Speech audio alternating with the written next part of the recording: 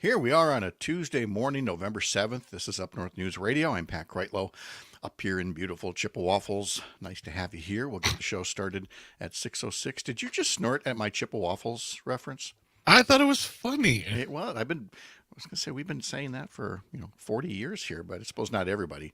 It's my social media. One of my social media handles is Chippewaffles. It's by the way, my waffle recipe, famous recipe. Oh, right. Yep. Okay. Is it something where like only people from Chippewa Falls can say it, or can I say it? No, you can totally say Chippewaffles. Okay. It makes total sense. I'm going to go back to saying hi to the social media audience. Sure. Hi. Yeah. Now that we've straightened that out, we're going to talk about the uplift with Christina Laurie. Where do you get your Thanksgiving turkey if you're not going to get it at the grocery store? How about locally sourced instead? In our second hour, Ben Wikler, chair of the state Democratic Party. It is Tuesday, November 7th, 1 year to go until the big elections in Wisconsin for president, U.S. Senate, legislature, and others. It is election day in some other key states today, so we'll talk all about that. Jennifer Wojcicki will have the forecast. Chad Holmes will join us. And Chad and I will have a real debate. And Greg, I don't even, I do know where you're at. You just told me where you are on this one. Chad is of the mind that Craig Council deserves like no fault, no hatred, no scorn. I'm fully in the tarring and feathering, department over here. So somewhere we'll find a way to meet in the middle. I will have an opinion that might surprise you. Oh, okay. All right. Yeah. Well, good. So there, see, that's how you do a tease. I just needed to get a guy in Waukesha to help me do teases. That is a tease. For this and more, you're going to want to watch, because you're watching right now, watch this fine radio show coming up in 4 minutes. 20 pounds of fentanyl and methamphetamine pills that look like little pink candy hearts, kinds you pass out on Valentine's Day. Acting U.S. Attorney Joshua Levy. There are more doses seized in this one house in Lynn than there are people in Massachusetts. Officials say the investigation began with an overdose death in Salem in July. A sneaker maker is suing a couple of competitors. Money's got to be the shoes. Nike claims New Balance and Skechers stole its patented Flyknit technology for making upper portions of their own sneakers. S&P futures down 9. This is CBS News. You don't need a job platform, you need a hiring partner. Indeed lets you schedule and conduct virtual interviews all from one place. Start at Indeed.com/credits. You can always continue the conversation on social media. Share your thoughts when you find and follow Civic Media on Facebook, X, and Instagram.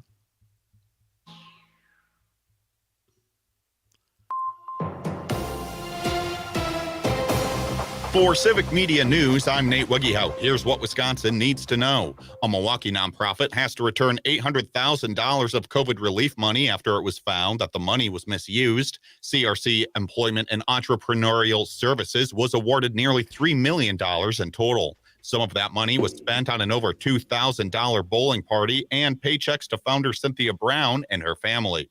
The organization also paid nearly $7,000 to State Senator Lena Taylor for work she did as an attorney. Taylor denies ever receiving any money. The group has 45 days to return the money. Republicans will have a top-tier candidate for U.S. Senate in a month or two. That's according to Wisconsin Republican Party Chairman Brian Schimming. He says that Tammy Baldwin is not guaranteed re-election. Democratic Party Chairman Ben Wikler says he expects that Republican to be Madison businessman Eric Hovde. I'm Nate Wiggyhout, Civic Media News. Craig Counsell says goodbye. Hi, I'm Mike Clemens with sports. Craig Counsell made phone calls to his Brewers players last night, confirming the news he had accepted an offer to become the next manager of the Chicago Cubs. A 5-year deal with $40 million, making Counsell the highest paid manager in Major League Baseball. Brewers owner Mark Antanasio told reporters Counsell called him about the decision to join the Cubs. His reply was, quote, "Are you messing with me?" College hoops. Wisconsin men's basketball. The Badgers win 105-76 against Arkansas State. That's the highest scoring game for the Badgers since Greg Gard took over. NBA. The Bucks beat the Nets 129-125 in Brooklyn. A busy night for Giannis. 36 points, 12 rebounds. Who said it was good having Chris Middleton back on the floor. He's getting more comfortable. We're going to need him to be aggressive. We're going to need him to be Chris. And tonight was just an example of his greatness. That's Giannis Antetokounmpo with sports. I'm Mike Clemens. Local radio for you and your community. It's Civic Media's mission with stations across Wisconsin. Find your favorites at civicmedia.us. Here's your updated forecast on the Shaw. Cloudy today with a high of 48. Winds out of the northeast, 5 to 10 miles an hour. Scattered thunderstorms likely tonight, 42. Cloudy skies. Scattered rain showers likely tomorrow, high of 49. For Civic Media, I'm meteorologist Eric Height. Currently, it's 41 degrees. Your news, conversations, and a whole lot of fun. It's all on your local Civic Media radio station or the Civic Media app. Your home for the Devil's Advocates. Weekday afternoons from 4 until 6 on The Shaw, 540 AM and 101.1 FM.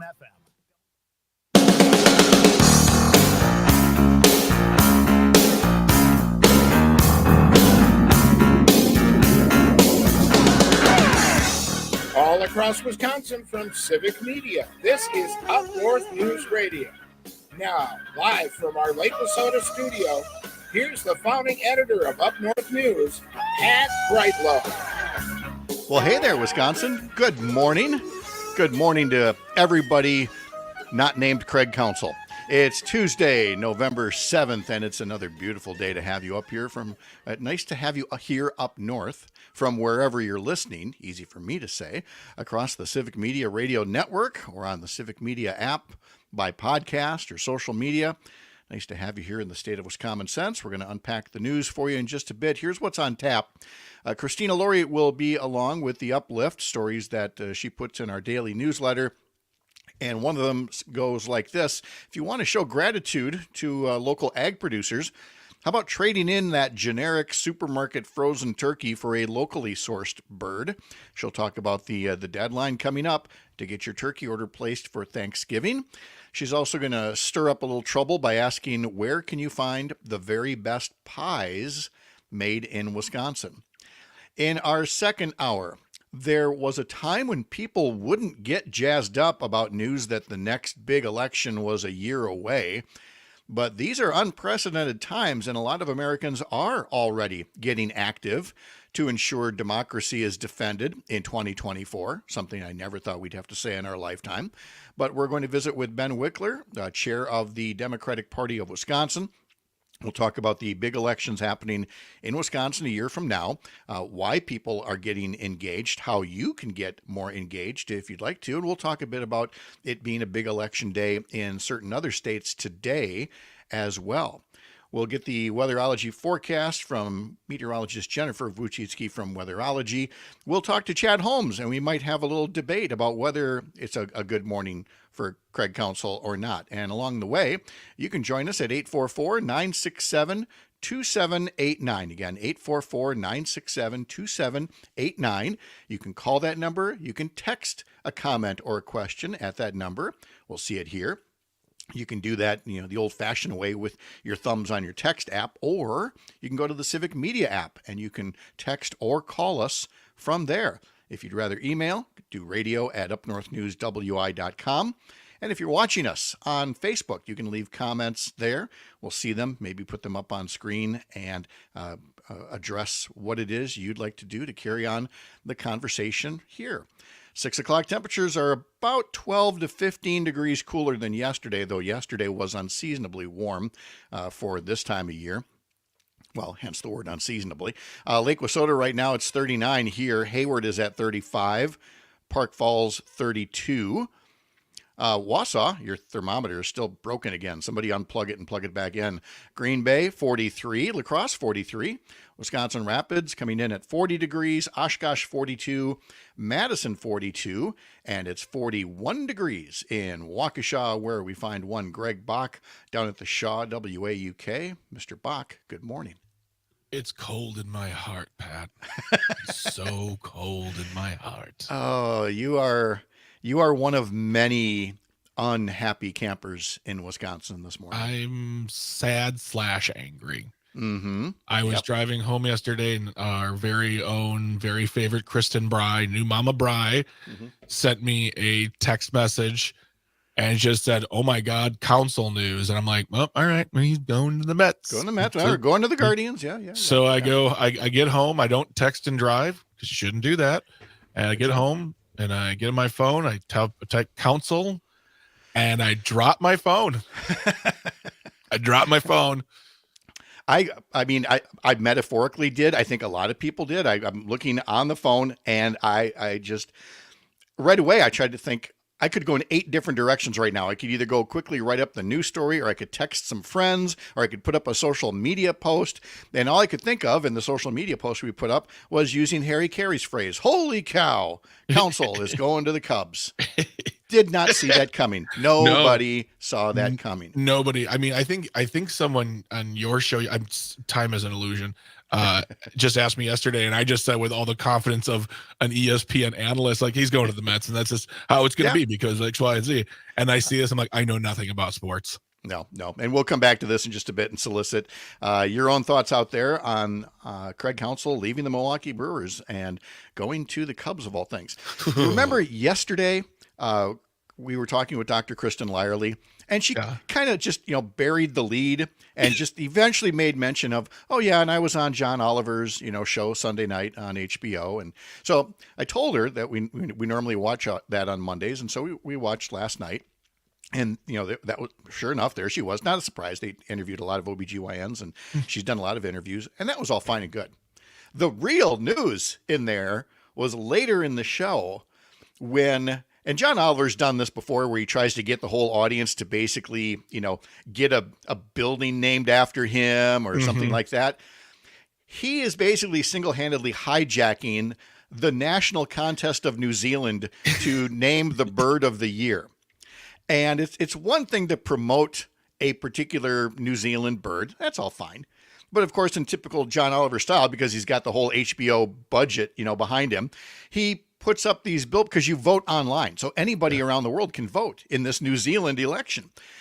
So he puts billboards in Times Square. He puts billboards in Mumbai, India. He's got a plane with a banner going over Ipanema Beach in Brazil to vote for this bird. That's all fine too. Again, but here's what floored me more than that, more than Kristen on the show, was he said, and we wanted to cover small towns too. So, and here comes the video in Manitowoc, Wisconsin, and it shows a billboard in Manitowoc to vote for this particular bird, which I can't even pronounce. I don't have the name in front of me here. It's an exotic bird, so you're going to have to Google up John Oliver and New Zealand bird to find out what it is. But I am going to go vote today just because he thought to put a billboard in Manitowoc, Wisconsin. Voting's important, people. It is. Important. Yep. So, I'm going to vote too. I saw that yesterday, and I was like, I saw Dr. Lyerly, and I just yelled out to no one in the room. I go, "That's my friend." That's nice, Greg. Here's your applesauce. Here's another nice token from yesterday. I hold up for the video here a nice little rubber ducky for Greg to see. This is now the 3rd time my Jeep has been ducked, and you better have heard that correctly. It's apparently a thing with Jeep Wrangler owners is to leave these little tiny rubber ducks on other people's Jeeps, and it's called Duck Duck Jeep. And we actually had a story about this in Up North News on the social media feed some time ago now. It was just last month, talking about this trend of Jeep ducking. You really have to be careful on the radio when you tell this story, don't you? Don't worry, I got the dump button ready to go. It started with a single Jeep owner in Ontario who decided she wanted to make another Jeep owner happy, so she placed a rubber duck and a note on there. And this random act of kindness has spread like wildfire. And last night I was down in Eau Claire for dinner and come out, and actually that's not the duck that was on there. It's this little ducky that looks like 101 Dalmatians. It's a Dalmatian duck. This little ducky has a pirate hat. This little ducky has a mohawk, and it's just little signs on there saying, "Duck, Duck, Jeep, we hope we made you smile." And I thought that was what a nice little random act, that people do. Now, of course, it's snooty and exclusive because it's only for us Jeep Wrangler owners. But still, I was going to ask, are you a Jeep guy? Like I'm not a Jeep guy. We're four-wheeling. This is my 3rd Jeep Wrangler. I really do like the Wrangler, even though it is, it's loud. I could get better mileage with some other things.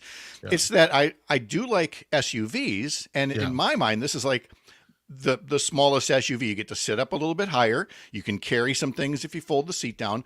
But the big thing is it's not just a convertible. It's like you can take the entire top off. And I had that top down for almost the entire summer because the weather was just so nice. Obviously, it was a drought and not a good thing for farmers and such. But for people who have convertibles or soft tops, this was a good year to be a Jeep owner. I have said, though, that this is my last Wrangler. I'm now of an age where my next vehicle is going to be a Buick, a Cadillac, an Oldsmobile.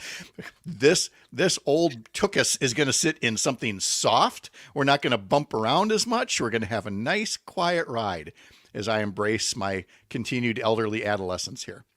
I get myself that Lincoln Town car that I got. I'm going to retire, get a Lincoln Town car, drive around the city, be the biggest so-and-so you ever seen. It happened quite by accident that, when we go visit places, sometimes we rent cars. Yeah. And I don't know, then this had to be going on 10 years ago now. We went to the rental car place and we put in a request for something. I think maybe it was a Chrysler Sebring convertible or something. Yeah. And they give us this Cadillac. And we thought, do we look that old that they gave us a Cadillac? We're like, all right, fine, we'll take it. And we're driving it. We're going, hey, this is actually kind of nice, And then the second time was like a Buick. Yeah. And we're like, okay, now they're really trying to tell us something, But again, we're like, kind of like this ride. So yeah. I'm good with it. I'm in the market for a new car next year, so I'm starting to do my research and we'll see where it goes. I need good gas mileage. I drive an hour one way to work, so yeah. The mileage is very important, and that's why the car that Sherry just got was a hybrid, something that we're really enjoying. I think we're rural enough that I fully support electric cars. I think we're only going to see more and more of them. I think that if you were living in a metro area and almost exclusively in that metro area, why wouldn't you get an electric car? But for all the long distance drives that we have to do, the hybrid is amazing. Love having the benefits of it going, both electric or gas. Yep. We were so focused on football and things yesterday that I neglected to even mention that college basketball season was getting underway and that happened last night. So we already have games to talk about along with the Bucks, of course. So let me take a couple of minutes here and fill you in on scores. The Wisconsin Badger men's basketball team opened up the season and defeated Arkansas State 105-76. Wisconsin will host 9th-ranked Tennessee on Friday. The Marquette men's basketball team starts off the season ranked 5th in the country. The Marquette men beat Northern Illinois Monday night 92-70, and they will host Rider University of New Jersey on Friday. I mentioned that the Badger men's hockey team swept Michigan last weekend, which at the time was the number 4 team in the country. They've slipped to number 8. The Badger men's hockey team is now ranked 3rd in the country. Nice resurgence for that program there. And then Giannis did have 36 points last night to help the Bucks beat the Brooklyn Nets 129-125. Damian Lillard added 21 points. Milwaukee improved to 4-2 with their first road victory of the season, and they're back in action tomorrow night at home against the Detroit Pistons. We'll tell you later where to hear those games across the Civic Media Radio Network. We'll unpack the headlines in just about 60 seconds. Wherever you're listening across Wisconsin, you're up north. Be right back.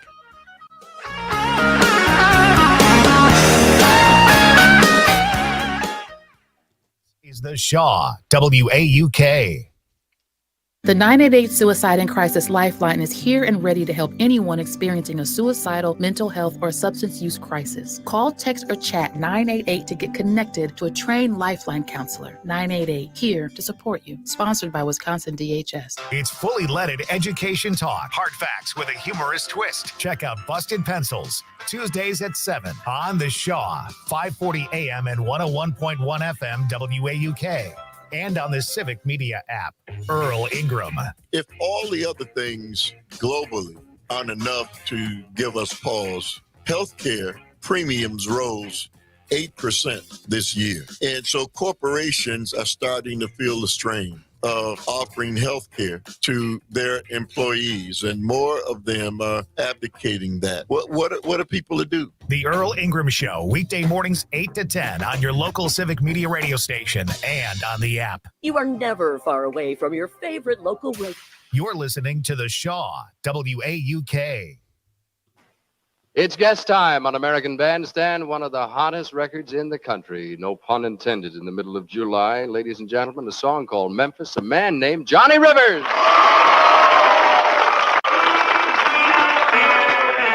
Here's a little clip of American Bandstand from July 1964. It aired 1 week after I was born. Let's listen to Johnny Rivers for a second. Long distance information, give me Memphis, Tennessee. Johnny Rivers has a birthday today. I'm not going to tell you which one until a little later when we do today's history lesson and musical melodies, musical memories, I meant to say. So stick around to find out more about Johnny Rivers' birthday. I mentioned the Bucks, and they're back home against the Detroit Pistons tomorrow, and wanted to let you know that all across the Civic Media radio network, there are places you can catch the Bucks in action. They include News from the Center in Richland Center, Oshkosh Air Support, Lake Air in Amory, WRJN in Racine, locally grown radio in Wisconsin Rapids, and 98Q Company in 98Q Country, I should say, in Park Falls. The Bucks are also at Indiana on Thursday and then at Orlando on Saturday. The Packers' next game is Sunday at noon at Pittsburgh. The Packers, by the way, are heard on 3 stations across Civic Media. WRCO FM in Richland Center, radio from the center. WRJN AM and FM in Racine, and 98Q Country in Park Falls. And then the Badger football team, their next game is Saturday at 2:30 at Camp Randall versus Northwestern.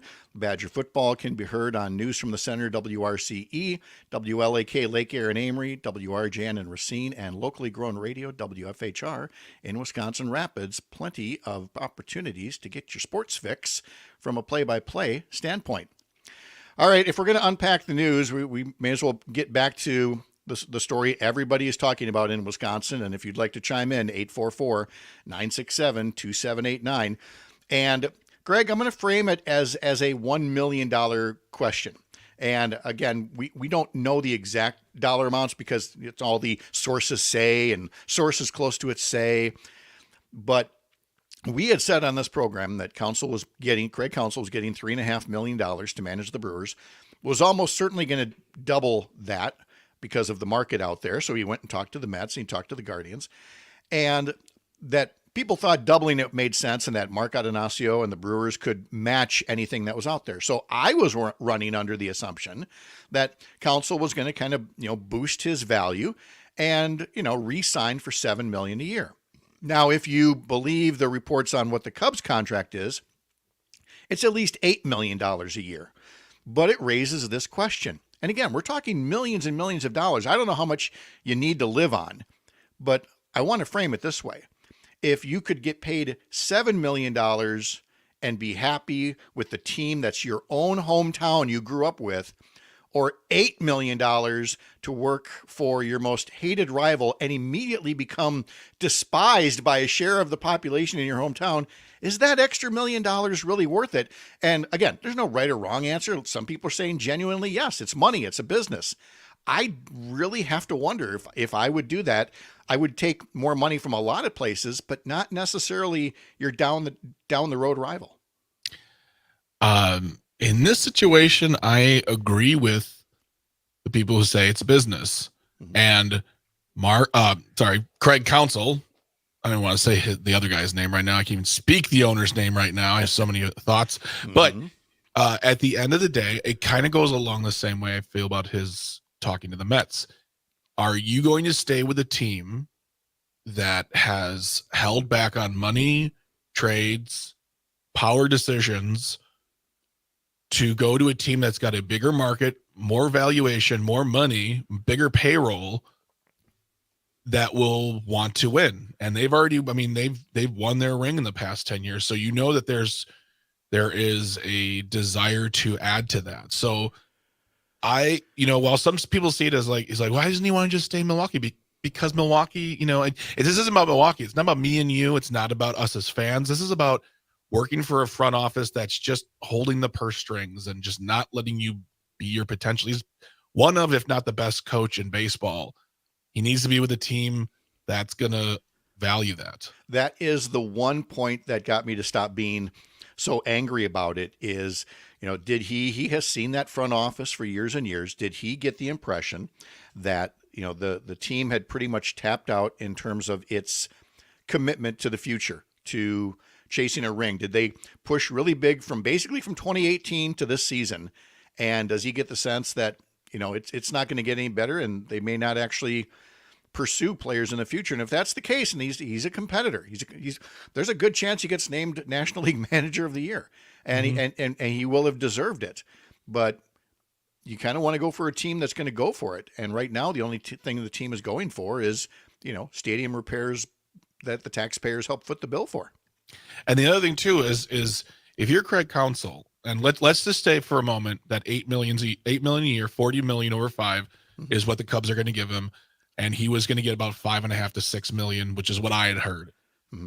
If you're Craig Counsell, you've been with this manager for almost 10 years. You've led them to more success than in the past, more success with this team than they've ever really had. Yes, all-time winningest manager. Yep. Yeah. How does it make you feel that the team you're with won't match another team? I mean, think about it. Yeah. A couple million, $1.5 million, that's nothing in baseball. That's nothing to these people. Yes. And they won't do it.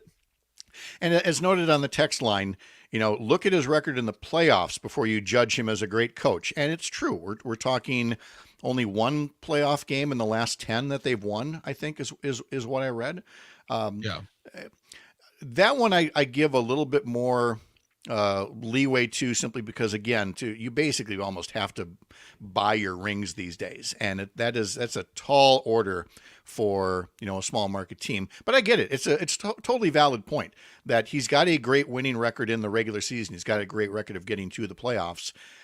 But who's going to get us over the hump? Is it going to be the same guy with the same philosophy, or is it that you start all over again with somebody else? And that's what we're potentially doing. And we won't even get Stephen Vogt, who had played catcher for the Brewers for a time, who I thought was just great.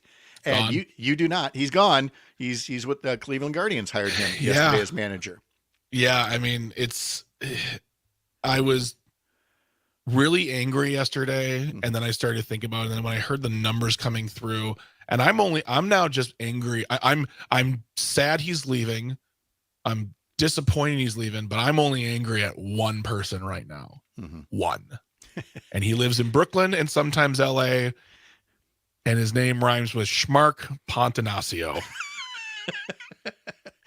And again, that is a natural thing, especially in a small market. When I lived in the Twin Cities, it was all about Carl Pohlad, a billionaire, but wouldn't open up the wallet enough, to get folks signed.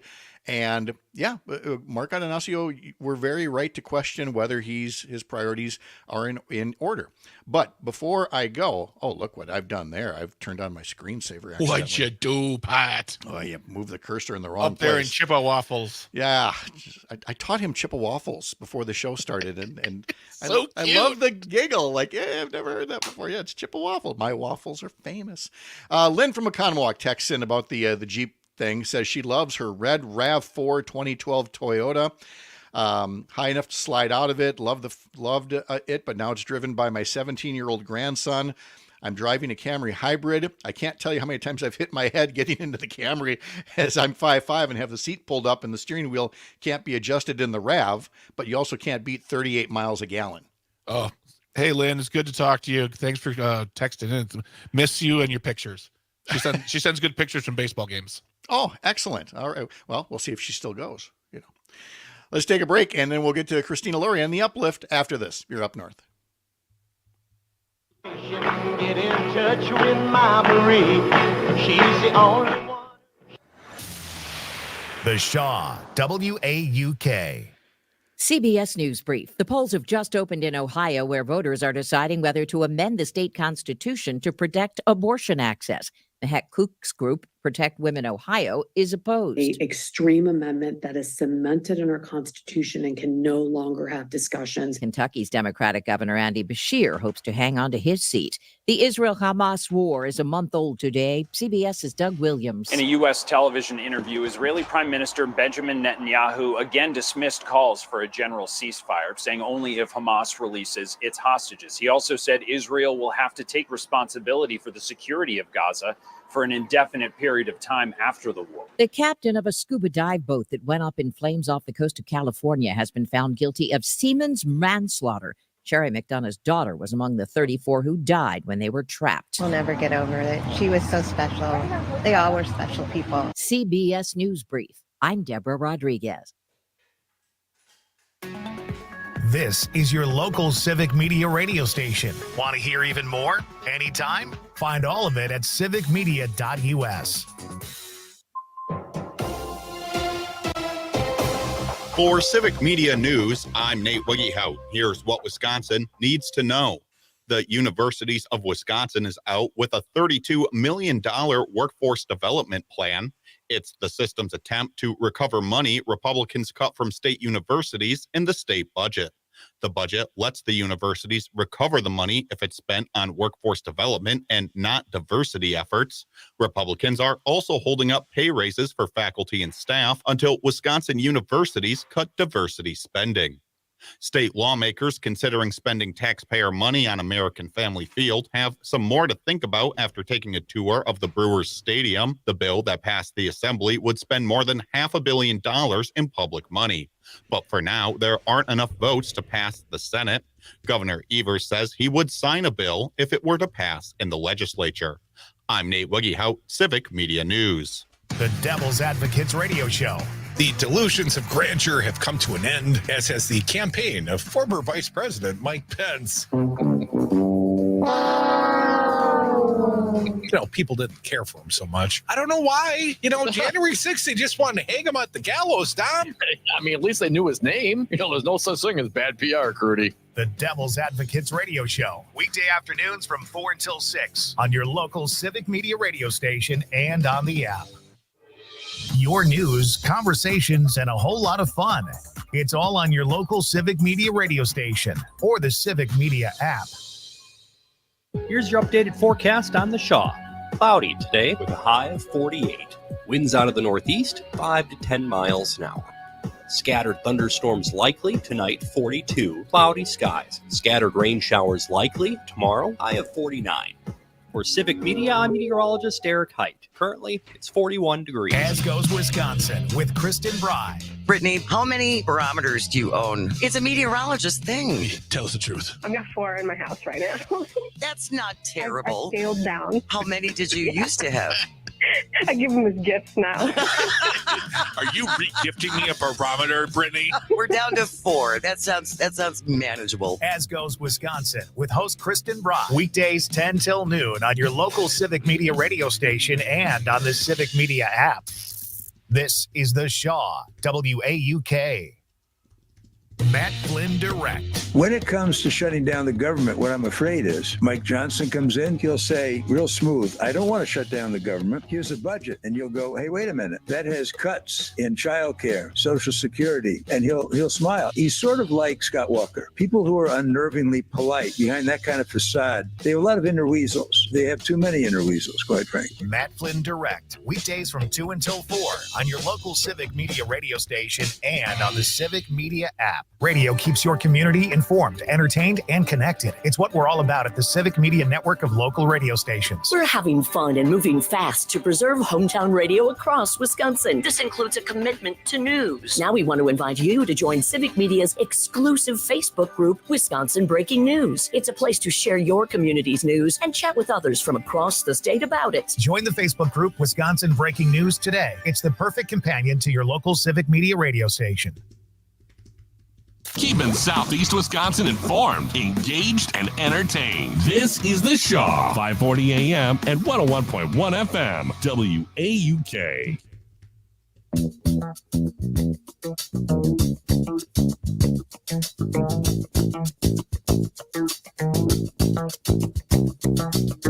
Let's get started on the Uplift. It's our weekly look at some of the uplifting stories you'll find in our daily newsletter. Sign up at UpNorthNewsWI.com. You might have heard me give the address once or twice, and I'm going to give it again. UpNorthNewsWI.com. Click newsletter in the top banner. Christina, how are you? I'm wonderful. How are you, Pat? Good, thanks. How was your Halloween?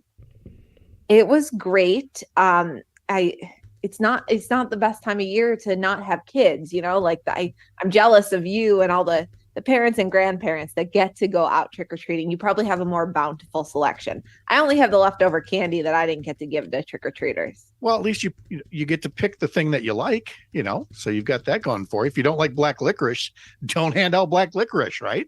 Yes. What is handed out at the Kreitlow household?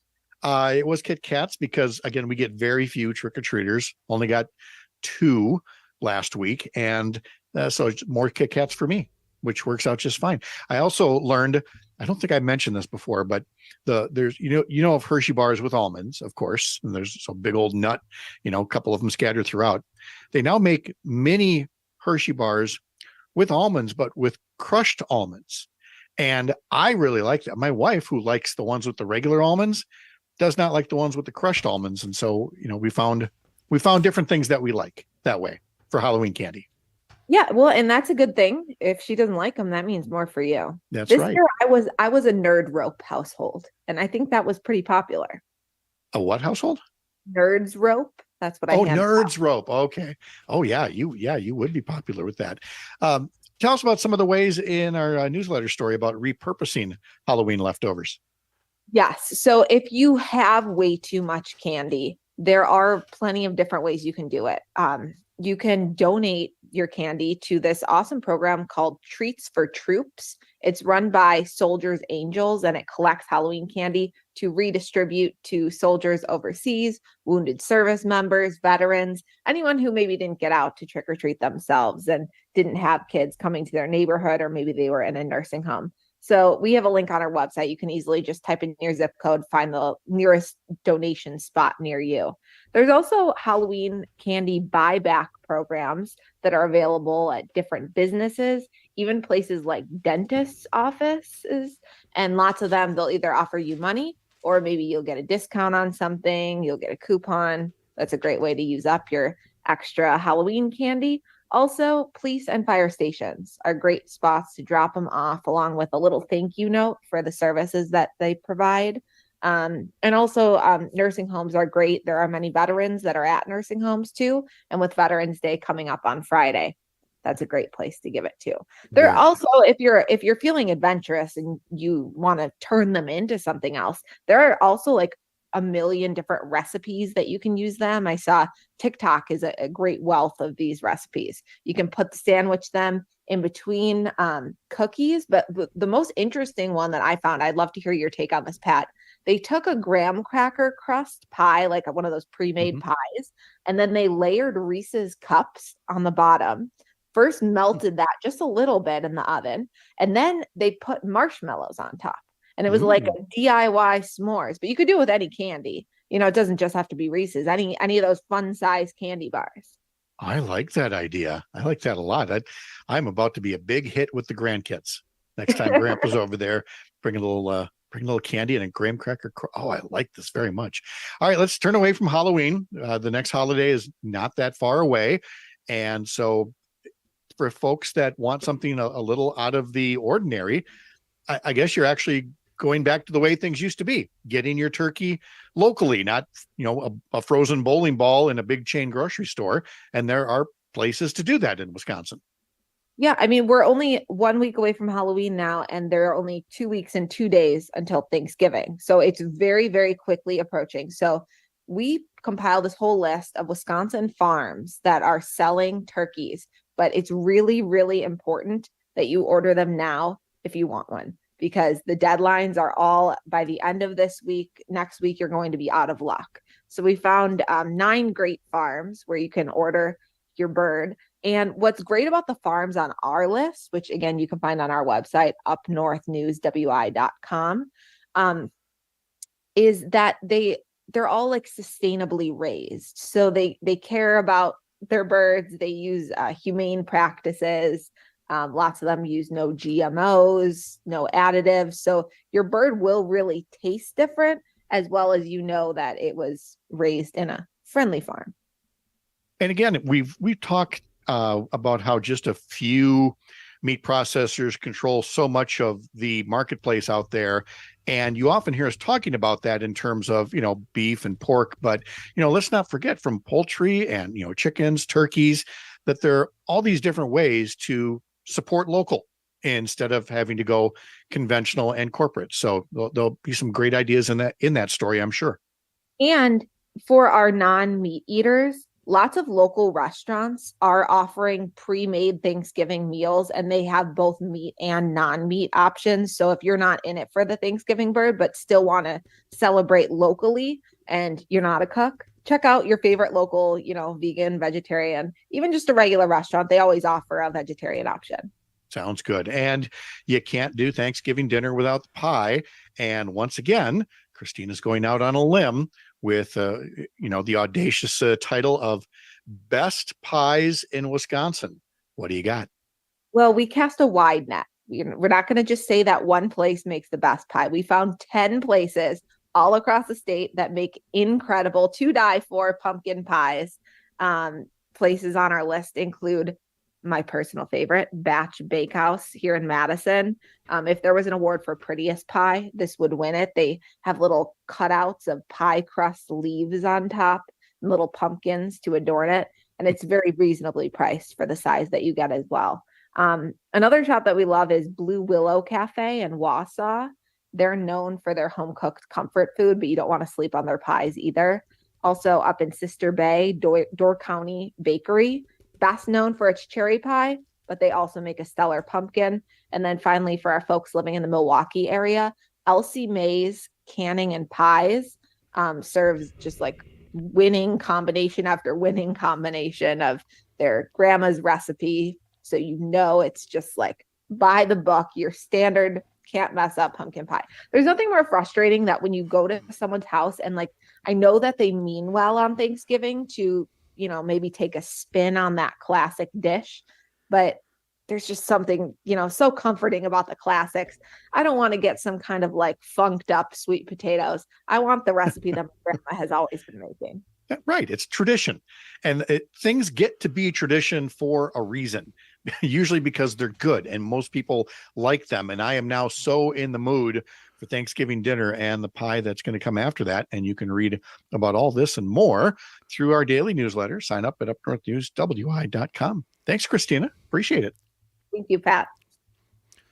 Let's look at what's in today's newsletter. By the way, we have how a political group is using dating apps to educate young voters about who's running and how to find their polling place, which I guess is, one way to go about doing that is how do you reach young voters? We just talked about how at Courier Newsroom, parent company of Up North News, we have several new newsletters.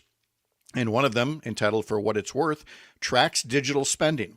And again, it's a recognition that you don't just do things with lawn signs and door-to-door pamphlets and TV commercials. You've got to get online, and there's many different ways to get online through Facebook, through pre-rolled ads at news sites, and dating apps, and video game channels, and so many other ways to go about doing it. So read about that in today's newsletter about using dating apps to reach young voters. Also, how Wisconsin went from one of the easiest states to vote in to one of the hardest. Again, for that and much more, get our daily newsletter by clicking newsletter in the top banner at UpNorthNewsWI.com. Greg, we've covered Halloween. We have covered Thanksgiving with Christina.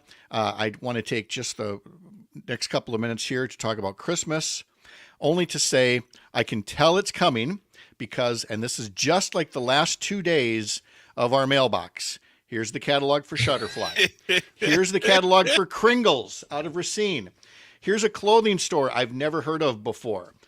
Here's Newski's Bacon. Here's Wayfair if you want some furniture. I feel like I'm giving free commercials to all these guys. Here's LL Bean. Here's something called Carbon to Cobalt. I don't know what it's shirts, but I've never bought from them. It's catalog season, Greg. They're everywhere. They're everywhere. Do you get buried in catalogs this time of year, or have I just done enough internet shopping that this is my punishment? I mean, I'm getting right now I got the Lego catalog, I got the Blaine's catalog came through. A couple other ones, yeah, but mostly I get them via email. I mean, I get the equivalent of a catalog a day in emails. So are you good at filtering those out? Do you set up filters like the when you see like a piece of junk mail? Well, not junk mail, but something like, I don't want to read it today, but I don't want it clogging my box, and so I'm going to make sure that everything that comes in, let's say under Lego, I'll give it a Lego filter, and and I can just read it back later on. Honestly, like 9 times out of 10, I erase them immediately because, one, I don't want to look or I'm going to buy. And also the frequency, like if I got one email from Lego a month, I'd probably read it right away. But I get, because I'm also part of like a group that does their own creations to try to get them sponsored by Lego as an actual set. Mm-hmm. I get like a Lego email a day. So sometimes I just erase them. I'm just like, but I can't bring myself to unsubscribe. I have to say that being in the digital media business, which is how Up North News started, and certainly even a radio station like Civic Media is digital media in terms of, social media presence and everything. It is tough to figure out the best way to reach people. Now, we've got a daily newsletter that goes out. Again, I started it from scratch, 0 subscribers. And now that subscriber list is tickling 100,000, which makes me feel very good. But, but the open rate is like the big thing. What's your open rate? And, if you can get an open rate of like, 15%, and which in our case would be 15,000 readers, that's a big deal, depending on the industry and all of that. But I subscribe to lots of newsletters that I can't possibly read, but I do want to get them. That's why I talked about filtering them. So every so often I'll just go in then and scan through everything from this author or everything from this site and, click on a few of them and read them. But I think it's not like just TV. TV is like you want to build the ratings for this one thing. But here it's like you could be listening to us on the radio. You could be listening to us through the Civic Media website, through the app, as a podcast by Apple, Spotify, so every one of those individual numbers is your actual total number of listeners. It's not nearly as easy as it used to be. How many people listening to you? I could tell you right away, like, oh, this many. Now it's like, let me get back to you. I got to crunch some numbers and find a slide rule someplace. I totally agree with you. For the club, I write an email. I write a newsletter every week, and I see the opens and I see the click throughs, and I'm like, come on, guys. You just, come on, man. Help us out. I'm not asking you, how about this? You don't even buy a ticket right now. Just open the email. Just open it. Yeah. We've got a list about 6,600. And I'm like, come on, man. Some of you could do this. And to do that, what ends up happening with some places, and this is the fine line, we walk over here, is there's a fine line between making that subject line so enticing versus clickbait. And again, there's no one definition of clickbait, but the ones that just, they don't deliver, what they're promising inside, or they're so sensational, and you want to be attractive, but you don't want to insult your reader out there. I agree, but for today's, so I send it out every Tuesday. Our title is actually going to be Craig Counsell Changes Mind, Stays with Brewers. So I feel like what we're doing with Milwaukee, I think that's going to work. I think that's going to do it for you. Thank you. You get it. You get it. Now, when does that newsletter go out? That goes out at 10 a.m. every Tuesday. So today. Yeah. Okay. So I can't beat you to a special edition of the Up North News newsletter is going out at 9:30 this morning, and we'll see how that works out. Okay, Pat. That's how this is. All right. I got you. Hey, imitation is the sincerest form of media. We all know that. Hey, coming up in just 60 seconds here, today's history lesson and musical memories. Just enough time for you to refill that coffee cup or subscribe to the show as a podcast over at the aforementioned Apple, Spotify, or civicmedia.us. You're Up North. A lovely day. WAUK. If you love them enough to listen to them practice the same song on tuba, please be done. over and over and over and over and over, then surely you'll check nhtsa.gov/the right seat to make sure they're correctly buckled in the back seat. Sounds good, honey. Check today at nhtsa.gov/the right seat. Brought to you by the National Highway Traffic Safety Administration and the Ad Council. Think you'd like working with us at Civic Media? We're having fun and moving fast to preserve hometown radio across Wisconsin. If you have the right skills to join our team, let's talk. Civic Media is a proud equal opportunity employer committed to diversity and inclusion, along with the growth and development of all current and future employees. If you're interested or are part of an organization who wants to know more, go to our website, civicmedia.us, and click on the Careers tab. The Shaw, WAUK.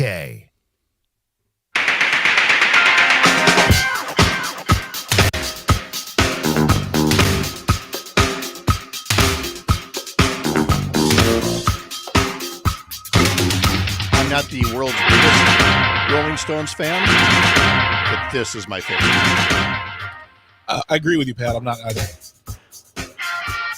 This is from Undercover, their 19th studio album, and the single Undercover of the Night, which was released this day in 1983. See what else is in today's history lesson here. On this day in 2000, it was Election Day in America, and Al Gore got more votes than George W. Bush, but still lost due to right-wing politicians on the U.S. Supreme Court, setting the stage for using courts and the legislatures to try to overrule the will of the voters in the future. That Electoral College, ain't it a great system? Here we are. On this day in 1987, 16-year-old Tiffany had the #1 hit with this Tommy James remake.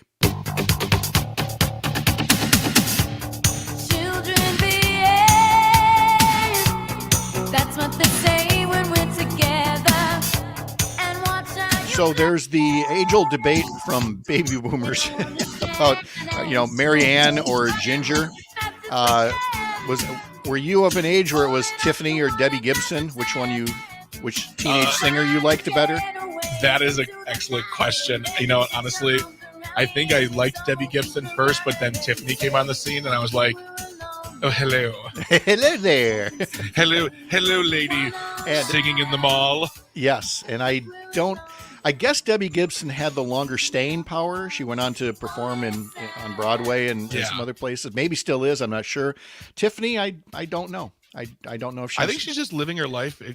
What if she's still singing in malls, but because there's nobody else in malls, there's nobody to see her? That could be. She's singing at Amazon.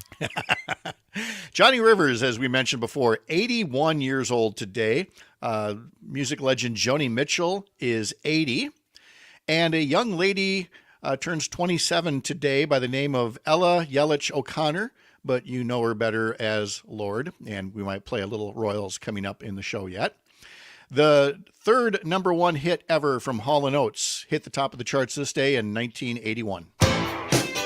I can hear my wife. She should be pulling up to work right about now and can't get out of the car fast enough. She might actually jump out and just tumble as it rolls through the parking lot. What? I know. Did you miss that a week or two ago? We talked about the biggest secret my wife kept from me in our marriage. It took her 25 plus years to say that she's not a Hall & Oates fan. I know. I wish there was a way to get the expression when I said, why didn't you tell me? Well, you just seem to really like them, and I didn't want to say anything, but I really don't like them. And how do you look? I only spent maybe an hour the next day Googling divorce attorneys, but I got over it. After that, it was fine. Does Mrs. Kreitlow like air or water or? No, well, you're close. She likes Air Supply. Air Supply was her first concert, and shall I say, not the world's biggest Air Supply fan. So we work together. We used to not turn up either one of those artists if they came on. Now we crank it and we just roll with it. It's if you don't have a little passive aggressive fun in your marriage, then what good is it, right? So that is, yeah. And I'm glad that we've been able to tell this story because it lets me continue to play Hall & Oates in the background here. By the way, I mentioned it was Hall & Oates' third #1 hit. In case you're wondering, the other two were Rich Girl and Kiss on My List. And, oh, wait, is it today that Al Hirt's birthday? Yes, it is. Yeah. Oh, Yeah. Al Hirt was born 101 years ago today. And if you're below, say, age 50, you've never heard of Al Hirt, but even you youngins have probably heard this 1963 hit at some point.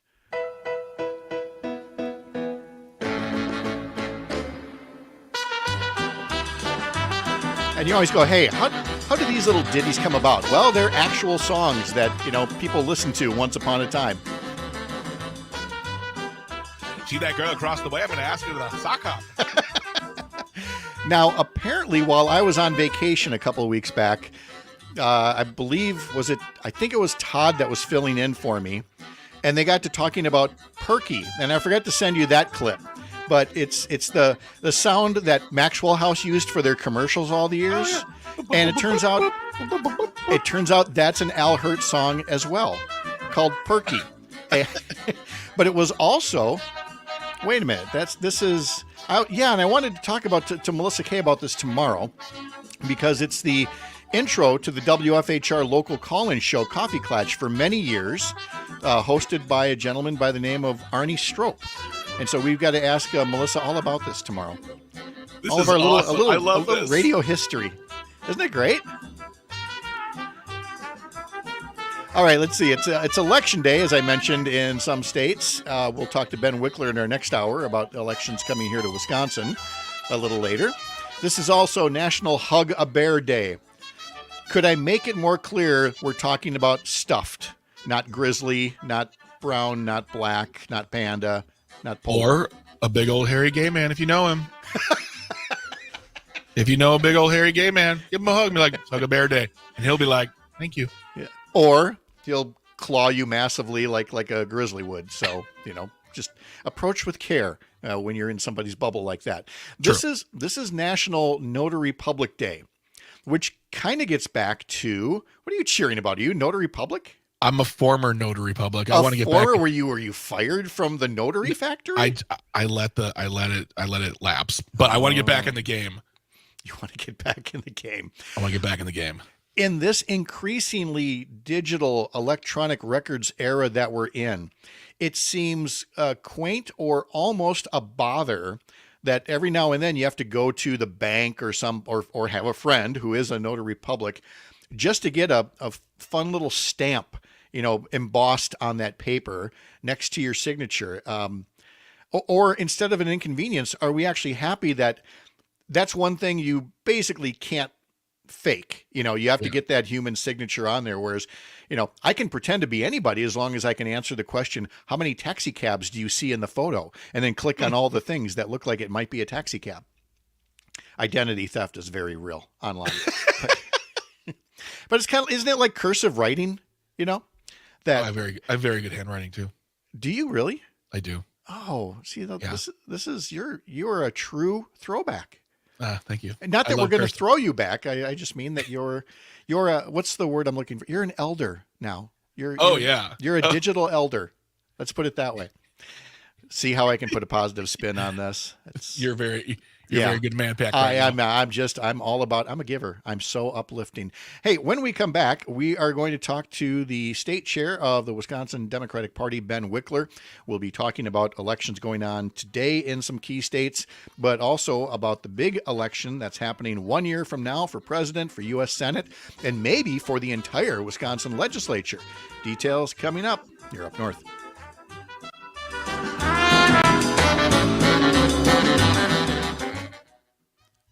Home of the Earl Ingram Show, weekday mornings from 8 till 10 on The Shaw, 540 AM and 101.1 FM WAUK. This is your hometown radio, refreshed, keeping you informed, entertained, and connected locally across the Civic Media Network.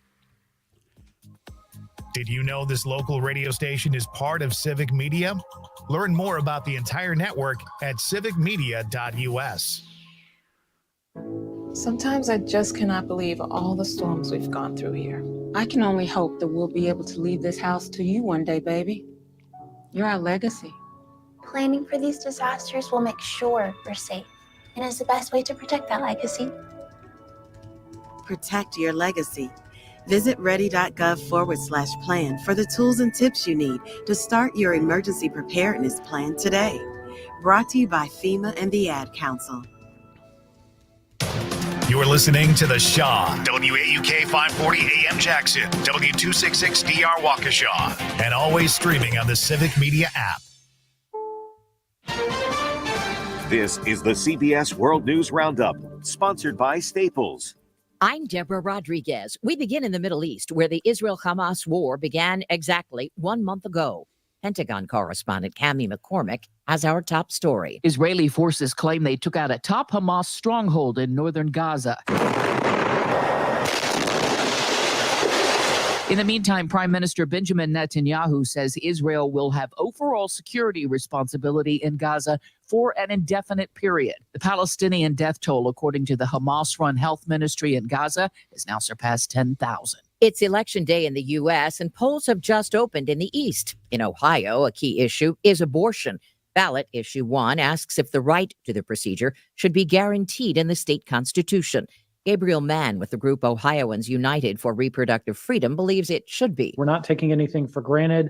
It's going to be an incredibly tight race, huge turnout, but it's going to come right down to the wire. In Kentucky, a Republican is challenging the incumbent, hoping to become the state's first Black governor. American University political analyst Amy Dacey. He's campaigned in all of the 82 counties. He's been endorsed by Benny Thompson and Morgan Freeman. I'm Jim Krasula. Kentucky Democratic Governor Andy Beshear is seeking a second term, facing off against a former law firm partner, Republican Kentucky Attorney General Daniel Cameron, in one of the nation's most closely watched off-year elections. Cameron has criticized Beshear's pandemic restrictions, while Beshear has accused his challenger of trying to stoke divisions with an emphasis on transgender and social issues. Mississippi's Republican Governor Tate Reeves hopes to fend off a challenge by Democrat Brandon Presley, who is Elvis' second cousin. A day after combative testimony on the stand at his civil fraud trial in New York, former President Trump is looking ahead to next year's election. A new CBS News poll finds 34% of Republican primary voters like him even more because of his legal challenges. CBS News Deputy Director of Elections, Kabir Khanna. We don't see evidence that the spate of recent legal hearings and trials have made many Republicans more concerned that Trump would be a liability in the general election. Supreme Court hears arguments today on a federal law that makes it a crime for people under restraining orders for domestic violence to have access to guns. Legal analyst Thane Rosenbaum. The court ruled in the last Second Amendment case that gun restrictions must be rooted in American history. Disallowing men who abused their wives and girlfriends from owning guns was never a priority in the 19th century. Dow futures down 104. This is CBS News. That's ballsy. Staples stores provide innovative products and services for small business, remote workers and learners, even teachers and parents. Explore more at your local Staples store. Enjoying this local program? Find the complete Civic Media lineup at civicmedia.us or the Civic Media app. Did you know this local radio station is part of Civic Media? Learn more about the entire network at civicmedia.us.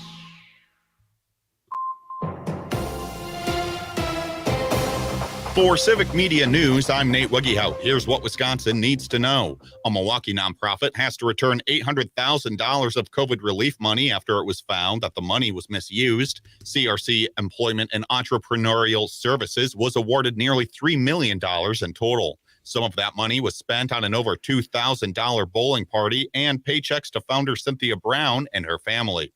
The organization also paid nearly $7,000 to State Senator Lena Taylor for work she did as an attorney. Taylor denies ever receiving any money. The group has 45 days to return the money. Republicans will have a top-tier candidate for U.S. Senate in a month or two. That's according to Wisconsin Republican Party Chairman Brian Schimming. He says that Tammy Baldwin is not guaranteed re-election. Democratic Party Chairman Ben Wikler says he expects that Republican to be Madison businessman Eric Hovde.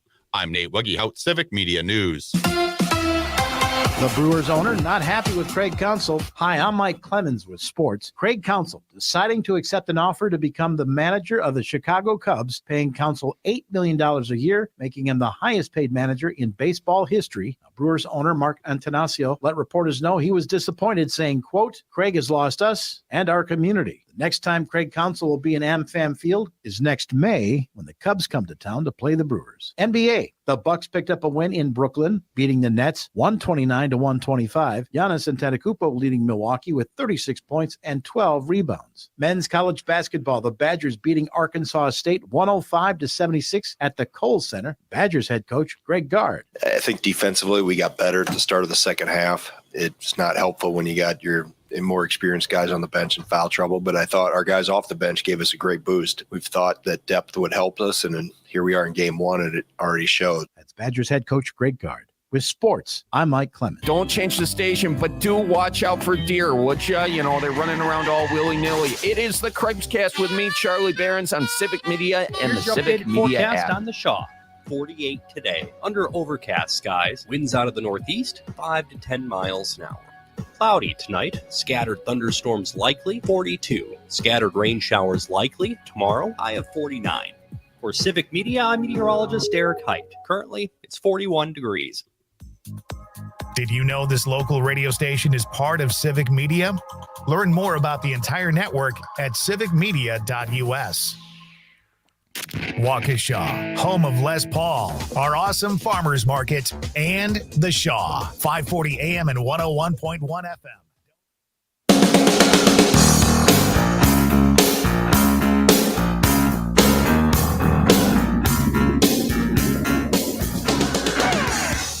All across Wisconsin from Civic Media, this is Up North News Radio. Now, live from our Lake Wissota studio, here's the founding editor of Up North News, Pat Brightlow. Thank you, Don Rue. Welcome back to Up North News Radio. It's a Tuesday, November 7th, 1 year until elections in Wisconsin for president, for U.S. Senate, maybe the entire Wisconsin legislature, depending on a court case. And so we'll talk to Ben Wikler, chair of the Democratic Party of Wisconsin, later this hour about the way that in these unprecedented times, so many Americans, so many folks in Wisconsin are already getting active to ensure democracy is defended in 2024. We'll visit with Chad Holmes, who has the show following this one on Bull Falls Radio up in Wausau on the Civic Media Radio Network. I'm sure we will talk about the news that Craig Counsell jumped ship and is going to manage the division rival Chicago Cubs for reasons he'll have to explain some other day. 844-967-2789. Again, 844-967-2789. You can call or text us your feelings about Craig Counsell leaving for the Cubs, about elections, including the ones going on today in Ohio, Kentucky, Virginia, and a few other key states, or whatever else is on your mind. You can also comment on our Facebook pages. We are on the Facebook pages of Civic Media, of Up North News, of Bull Falls Radio in Wausau, of the TAP FM in Chippewa Falls, and also the Up North News YouTube page. So many ways to follow us if you can't follow us on your local Civic Media radio station. Greg Bach is in Waukesha as well. And as I'm looking at the social media highlights for Up North News right now, I'm left with the question of what do you do with your leftover pumpkins? Depending on where you live. Now, for us, it's easy. We live on a kind of a larger, higher bank over Lake Wissota, so we can just kind of roll our pumpkins down and, they kind of smash against the tree and they, kind of become organic right there. But what about you? What do you do with your pumpkin? We let it sit there for a while and then we just throw it out. Nothing too exciting. Just throw it in the garbage. Yep. Just the garbage can. We live in a suburb, so there's no hills to roll. There's no pumpkin chucking contest or anything? No. Okay. There's a note here from a farm in Mukwanago on our Up North News feed. You can see video of, you can donate your pumpkins as long as they're not painted to this farm that feeds them to the cattle, and it shows all the animals just gobbling them up like candy. So, that pumpkin can go someplace where it can make a difference on, somebody's buffet because none of us eat actual pumpkin. We think we eat pumpkin pie. That's not you're eating a lot of nutmeg and sugar and whatever else. But Yeah, if you ever had to eat real pumpkin, you'd swear you were being waterboarded, at the time. Also on the social media feed is a note about Craig Counsell, and it said, this is one of our fill in the blanks. Craig Counsell going to manage the Cubs makes me feel blank. And the very first comment from a guy named Matthew says, "Wait, let me go grab some popcorn. I'm a Cubs fan." So he was ready. That's what I don't like. Is all my Cubs friends are. Oh, yeah. Yep. Ugh. Yep. Oh yeah, Dan Schumacher, who's on here on Fridays, from the Chicago area, sent right away when the news came down was "Go Cubs, go," and I just sent back "No Cubs, no." So I sent emojis that I can't repeat. I'll bet you did. D wrote under our Up North News Facebook post about this, sick and betrayed. I thought he would stay with the team. Shocked. Was ready for the fact that he might leave for the Mets, wrote Kathy, but the Cubs is like a betrayal, especially since he grew up in Milwaukee. Barbara says something that you and I kind of latched onto. I would like to know the whole story. And, specifically like what was offered, what was the attitude, what was the outlook for the front office, making investments so that Craig would be willing to stay. We've got betrayed by Laura. Lana writes mad. Rich puts betrayed. Tracy puts angry. Chris V puts cheated on. And then finally, Wendy Lee puts no biggie.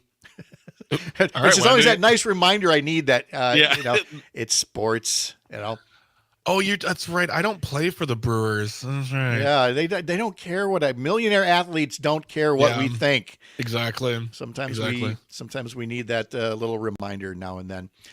If you haven't followed it in the news here, let's unpack some of the story about Donald Trump being on trial. And we've discussed how, again, this is not a trial to determine if his business committed fraud. That's already been determined. He did. And again, not the world's biggest surprise. It's kind of his move is to inflate his value.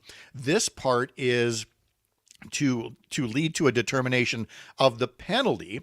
But before they can determine the penalty, they need to know all of these fraudulent business records, how much of that fraud was committed by Trump ordering various minions from his kids to his accountants and so on to put in false information, or as he often claims, it's somebody else's fault. I just looked at the document, but somebody else is doing it.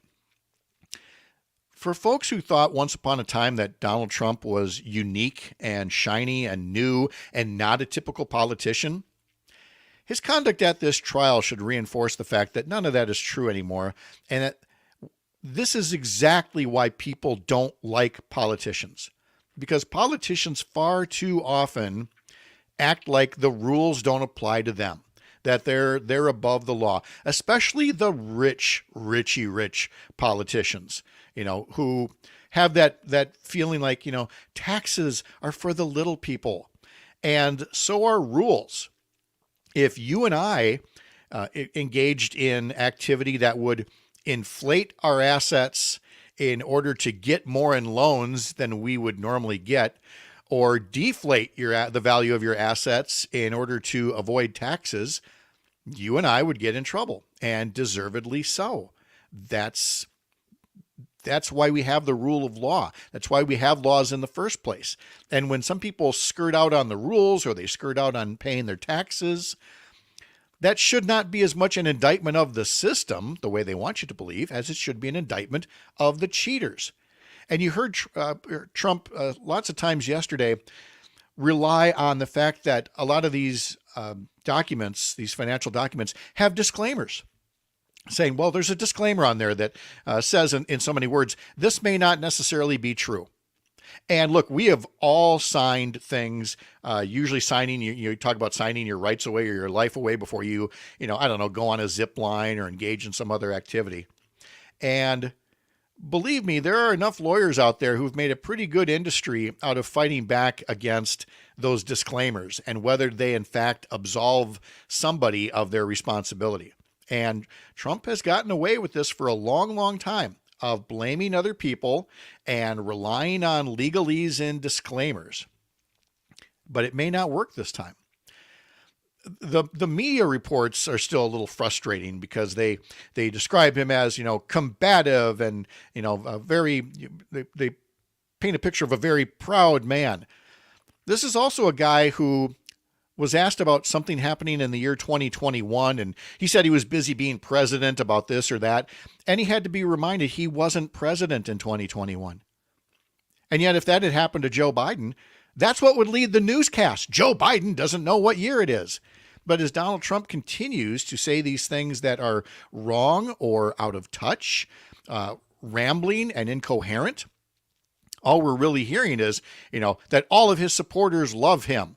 Of course his supporters do, but then you got to appeal to the large swath of the middle.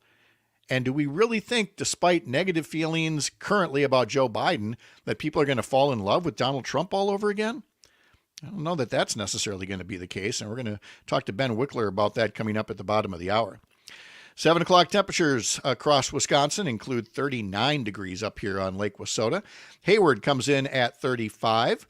In Park Falls, it's 31 degrees. Green Bay is reporting 38. La Crosse, 43. Wisconsin Rapids, you're at 35 degrees. Oshkosh, 42. Madison, 42. And Waukesha, 41. All told, about 10, 12 degrees cooler than where we were yesterday. Clouds, by and large, were the rule of the day. Let's see how these clouds and these temperatures are going to fare as we head into midweek here with meteorologist Jennifer Wojcicki from Weatherology with the details of today's forecast. Jennifer, good morning. Good morning. Yeah, well, it does look like cloud cover for all today. And as you mentioned, a little bit cooler overall compared to yesterday. Highs in the 40s for nearly everyone. A little warmer, low to mid 50s from Madison and through southwestern Wisconsin. Looks like a chance for rain for everyone tonight. Around Wausau, though, it looks like there may be a chance for some sleet mixing in with that tonight. So definitely something to keep in mind over there. Wednesday, it looks like a chance for rain across the board. Not much of a difference with the high temperatures compared to today. Around 50, low 50s for southern Wisconsin and 40s for everyone north of Richland Center. A dry second half of the work week for all. Sunny on Thursday for most, becoming mostly cloudy here around Wausau. Otherwise, highs in the upper 40s to low 50s from Richland Center through Madison and over towards Milwaukee. Mid to low 40s from Oshkosh through central Wisconsin and over towards Amory and Baldwin. Friday, it looks like sunny skies for southern Wisconsin, cloudy though for everyone else. Upper 30s expected for Amory and Baldwin over towards Wausau, then lingering in the 40s for everyone else. And then a sneak peek at the weekend. Saturday, a high pressure system will be in control, so temperatures won't be too different from Friday. Sunshine expected across the board and lingering in the 40s for everyone. It seems like just a couple of weeks ago, the 40s would have been horrendous news and caused us all to, reach for the flannel. And now, after that little taste of teens and 20s, that 40s is very doable for the rest of this week, which shouldn't surprise us for this time of year, I guess, Jennifer. So thank you so much for that forecast. Hope you have a great day. Thanks so much. You too. All right. Let's check some sports now at 7:17 on this Tuesday. The basketball season is underway for the NCAA Badger men's basketball team. They beat Arkansas State 105-76 in a season opener for those two teams Monday night. The Badgers host number 9 Tennessee on Friday. The Marquette men's basketball team opened the season ranked number 5 in the country, and they beat Northern Illinois 92-70 on Monday night. They'll host Rider University of New Jersey on Friday. I don't get into the details of how many points somebody scored or all that about the games because, again, these early season games, Greg, with these college teams are always playing basically – sorry, I know I'm going to offend some people, but, they play cupcake schools. It would be like me starting off the arm wrestling season, you starting off the arm wrestling season, wrestling me with these little twigs, and you just go, okay, that lasted 2 seconds. It's not even worth really talking about, So when we get to the Big Ten season, that might be another matter, but we're not going to talk about Greg Bach, breaking my arm. What happened here? I was just trying the right analogy for that cupcake part of the schedule, and big strong fellow like you should be arm wrestling people your own size and not puny little old men like me. That's all. All right, that's true. And that's what the the Badgers and Marquette and all the big colleges are doing to the 98-pound weaklings out there right now. Noted. More headlines after this. You're up north.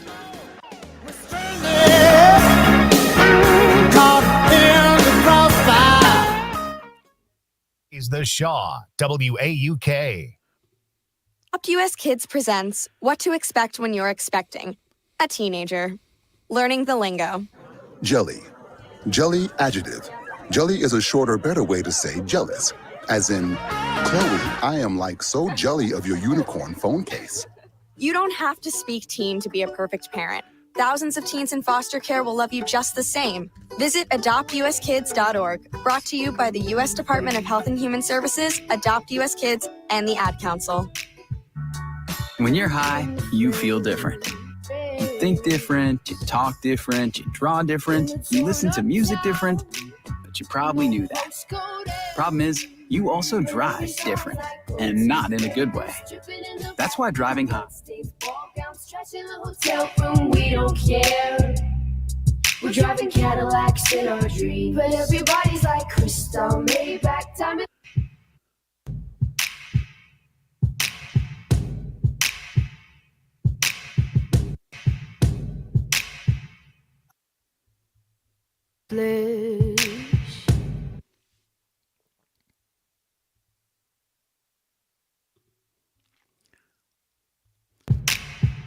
I cut my teeth on wedding rings. Mentioned that it was Lord's 27th birthday today as part of our daily history break that we do every day around 6:50 or so. Torn up town, no postcode envy.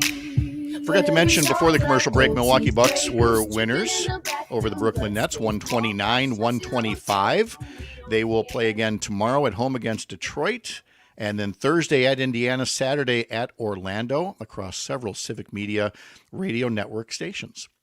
The Wisconsin legislature gets back into session today. Again, it could be a very productive fall session. Still have that record multi-billion-dollar deficit out there. Here's what we're going to get instead. Today, the Senate is going to vote on a proposed constitutional amendment that would bar the closure of places of worship during a health emergency.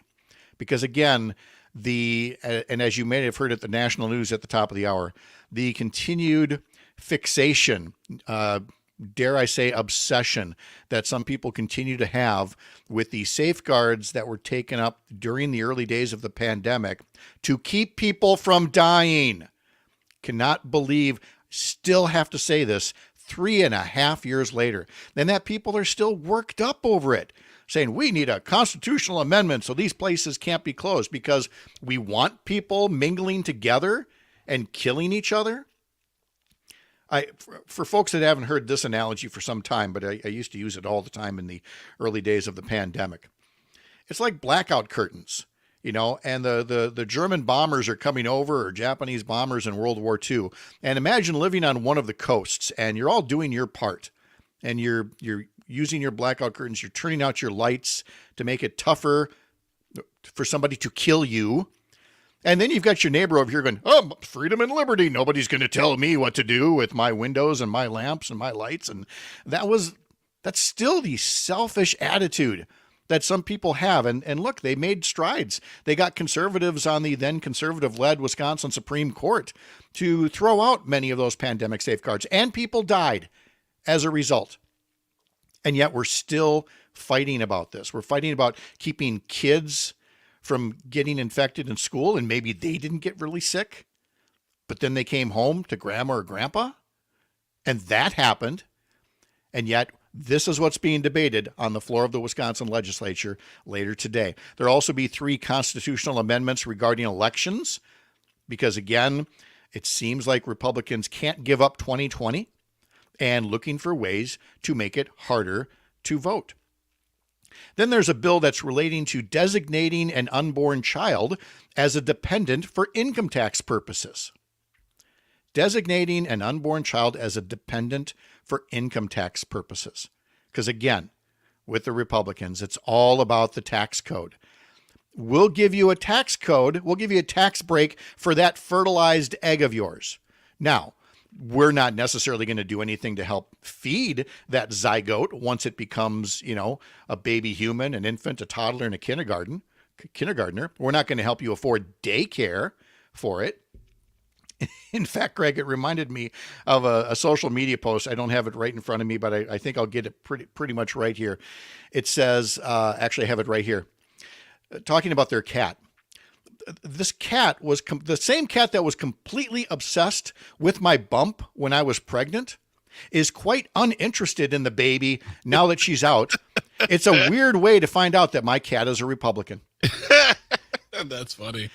That's funny. Hey, again, tax codes and zygotes are the order of the day in your Wisconsin State Senate. Then over in the Assembly, several bills related to free speech on campus, or what they consider to be free speech on campus.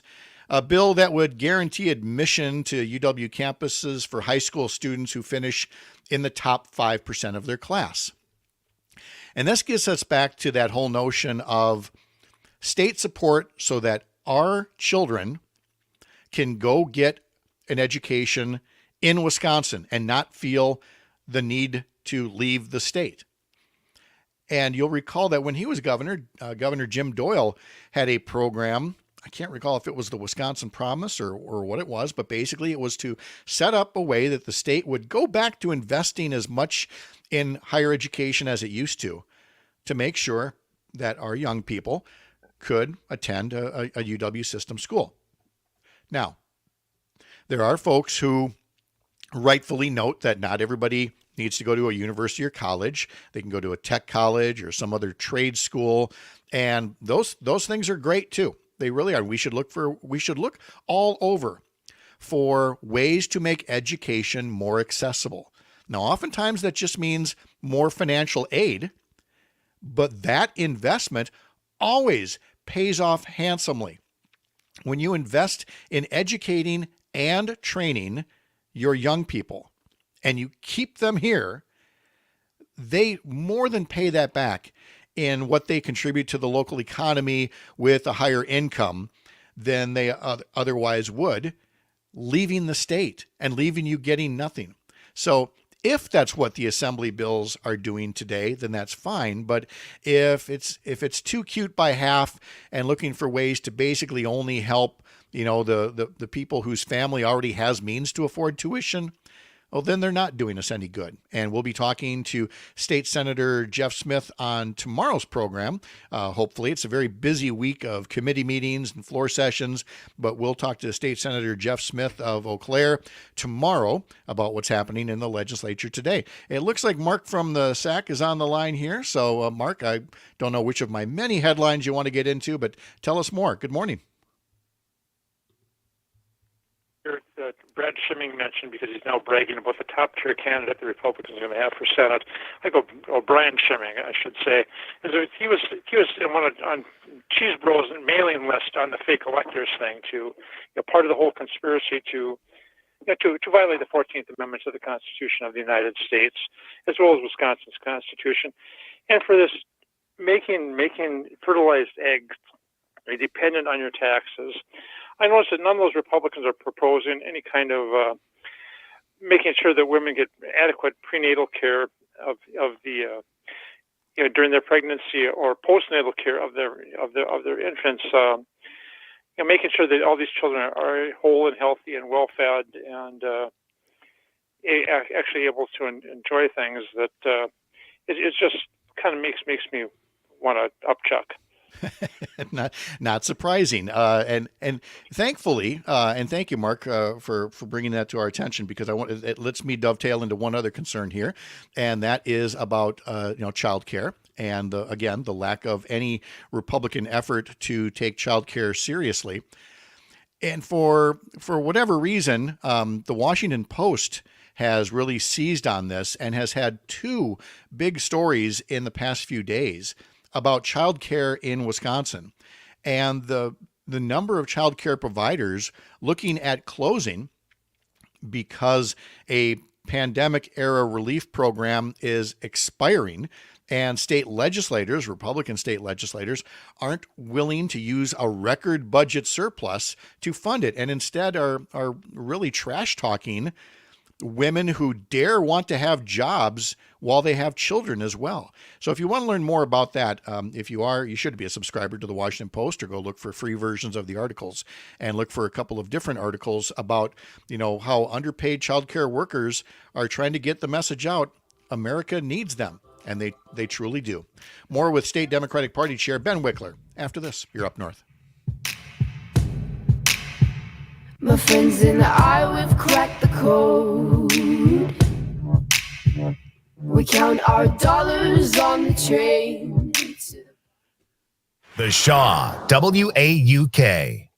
CBS News Brief. 1 month into the Israel-Hamas war, Prime Minister Netanyahu says Israel would agree to what he calls little pauses in the fighting. The U.S. National Security Council's John Kirby. We still believe in the value of temporary humanitarian pauses, again, localized for specific purposes, to get things in and to get people out, including hostages. Polls are open in Ohio this election day, where voters are deciding whether to place the right to abortion in the state's constitution. Mehek Cook's group, Protect Women Ohio, is opposed. Issue 1 goes past Roe v. Wade, and it's too radical. It eviscerates parental consent. The Supreme Court hears arguments today on domestic violence gun curbs. Legal contributor Jessica Levinson. The court will ask whether or not a federal law that prevents those subject to domestic violence restraining orders from possessing guns is constitutional under the Second Amendment. CBS News Brief. I'm Deborah Rodriguez. This is your hometown radio, refreshed, keeping you informed, entertained, and connected locally across the Civic Media Network.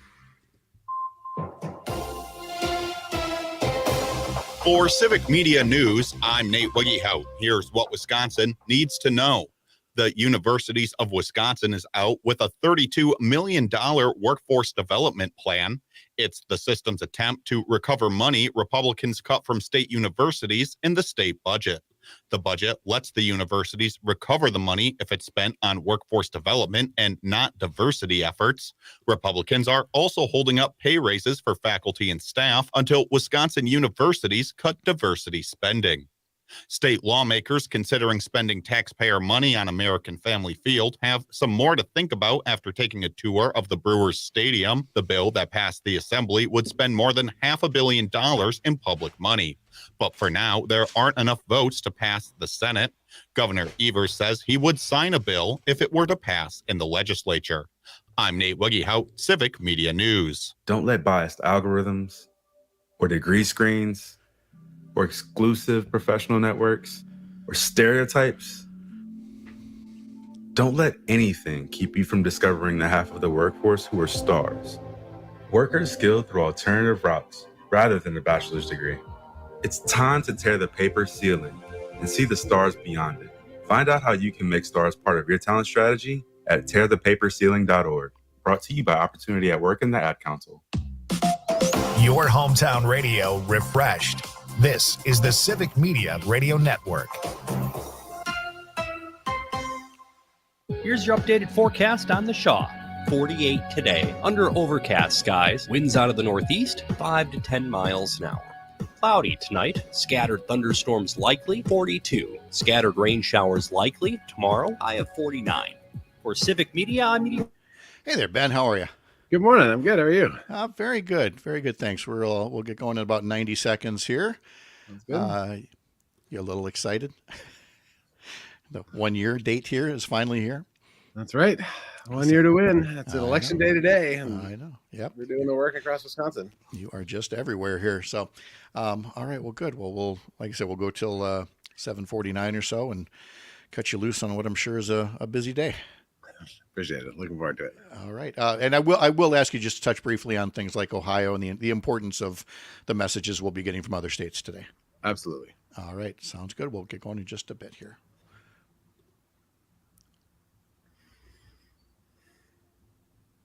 Premiums rose 8% this year. And so corporations are starting to feel the strain of offering health care to their employees, and more of them are abdicating that. What are people to do? The Earl Ingram Show, weekday mornings 8 to 10 on your local Civic Media radio station and on the app. The Devil's Advocates Radio Show. The delusions of grandeur have come to an end, as has the campaign of former Vice President Mike Pence. people didn't care for him so much. I don't know why. January 6th, they just wanted to hang him at the gallows, Dom. I mean, at least they knew his name. There's no such thing as bad PR, Crudy. The Devil's Advocates Radio Show, weekday afternoons from 4 until 6 on your local Civic Media radio station and on the app. Whether you're heading down Les Paul Parkway or fighting traffic on the interstates, this is The Shaw, 540 AM and 101.1 FM, WAUK.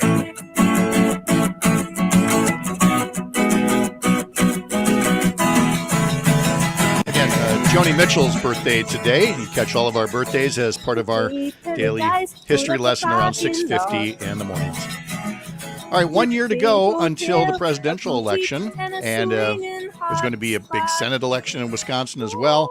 It's election day in some states across the country that could also tell us some interesting things. So here to learn more about what's happening both outside and inside our borders, all things election day related, we bring in the chair of the Democratic Party of Wisconsin, Ben Wikler. Ben, good morning. Nice to have you here. Great to be with you, Pat. Great to be with you, Greg. I'm excited to be with Up North News this morning because I was just up north. I was traveling all through every corner of Wisconsin, and I know folks across our state are listening right now, but we are 1 year out from a giant election, and voters in every square inch of this state are going to have enormous power over this next year to shape the future of American democracy. So I'm very excited to be with you this morning. We were talking to the ladies from Motherhood for Good yesterday about, their group getting people energized and organized with 1 year to go. And they, of course, told us the reasons why, busy parents should care, why they should be engaged. But it's not just them. I mean, it's everywhere. And look, it could be a function of many things, Trump or Biden or the economy or whatever. But let me ask you about it. Why in years past, people had said, 1 year to go to the election. I don't want to hear about that yet. Why are so many people saying, 1 year to go, fire up, let's go? What is it about it? I think in Wisconsin, maybe more than other places, we vividly understand that the fundamental freedoms that should be the birthright of every American, that should be a guarantee for anyone who's a citizen here, those freedoms are under attack, and we could lose them if we don't organize and fight for them.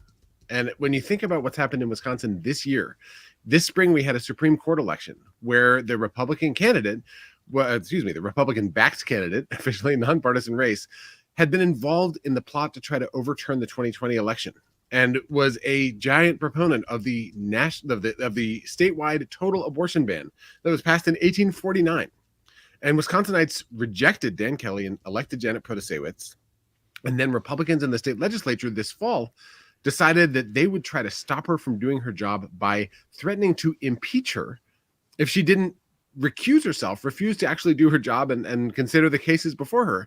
And so we first had to win an election, and then we had to stop Republicans from overturning and nullifying the election. And the grassroots pressure stopped them from doing that. But I think it made vivid for all of us across our state that if you want the freedom to choose your own leaders instead of having leaders who choose themselves, you need to be on all the time. And so with 1 year out, as we look at the fight for the House and Senate majorities and the White House and the possibility of working for a state legislative majority under new maps, which the Supreme Court might deliver, that's a very, very significant both responsibility, but also opportunity for Wisconsinites to make a change for the better. Here in Wisconsin, you just can't ignore it because it is in your face every day. The abortion issue, especially since the Dobbs decision, of course, has been a motivating factor. It will continue to be. That's a fairly easy prediction to make. But I'm going to nitpick just a bit with some of the coverage of it, something I heard on one of the cable channels this morning, as they were talking about, midterms and President Biden's popularity numbers. And this particular person said, excuse me, this cable commentator said Democrats hope the abortion issue continues to motivate voters. And that really hit me the wrong way, that Democrats aren't hoping the abortion issue hits with voters. Democrats are fighting to protect fundamental rights, and that has nothing to do with hoping for voter turnout. What's your own sense of framing the issue of women's health care rights to voters, especially over the next year in Wisconsin?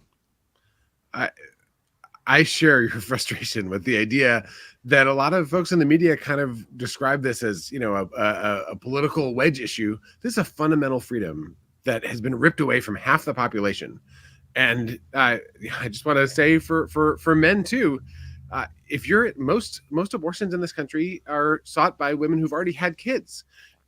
Families everywhere need access to reproductive care, especially folks who have high risk pregnancies. The knowing that you will be safe if something goes terribly wrong, that's the kind of thing that allows you to sleep more soundly at night. It's so basic and fundamental. And I wish that this issue weren't on the table, because I wish that everyone had the freedoms that everyone should be guaranteed and protected by our Constitution.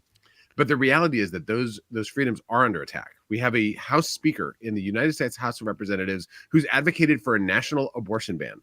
And until we make sure that people like him don't have the power to put a ban like that in place, this is going to be an enormous live issue. If we could go back to the world where we're arguing about what the top marginal tax bracket should be, that'd be great from my perspective. Republicans want tax cuts for the rich. Progressives want tax cuts for the middle class. They want to make sure the rich pay their fair share. That's the kind of debate that, politics, of course, is supposed to be about.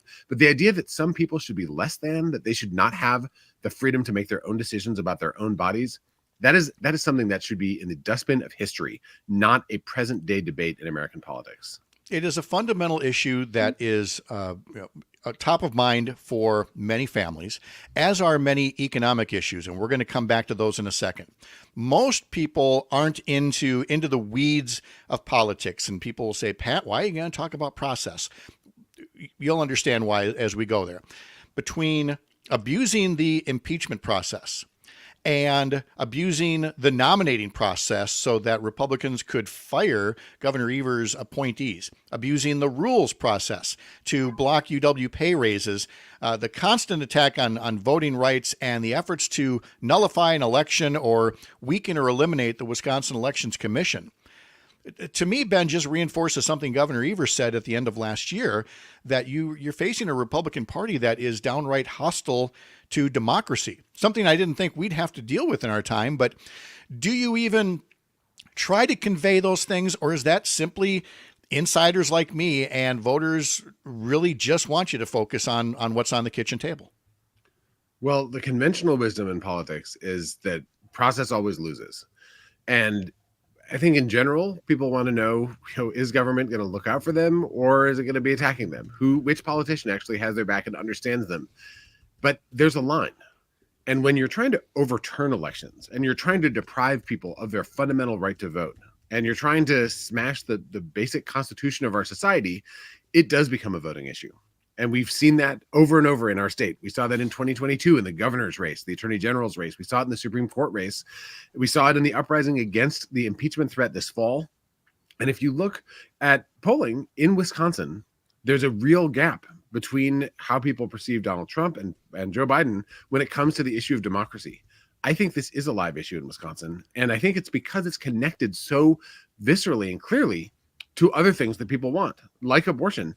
Republicans, the only way they think that they can get away with ripping away reproductive freedom from half the population is if they think that democracy is broken enough that the public can't restore that freedom by voting them out of office. So these things are in a sense, part of the same big fight. And we are going to fight on all those fronts going forward. And we know that Republicans in this state, the kind of MAGA wing of the GOP and Republican leaders like Robin Vos, they are not just willing, but eager to trample our democracy if it can give themselves more power. That's not the way it's supposed to work, and we're got to stop them. I, of course, have been adamant about people not taking Senator Tammy Baldwin's reelection for granted because, frankly, nobody knew who Ron Johnson was until he showed up at the Republican State Convention, 5 months before the 2010 election. Do you have concerns, though, that until there's an actual name and a face with big Republican support behind them, that people will say, Tammy doesn't need my help?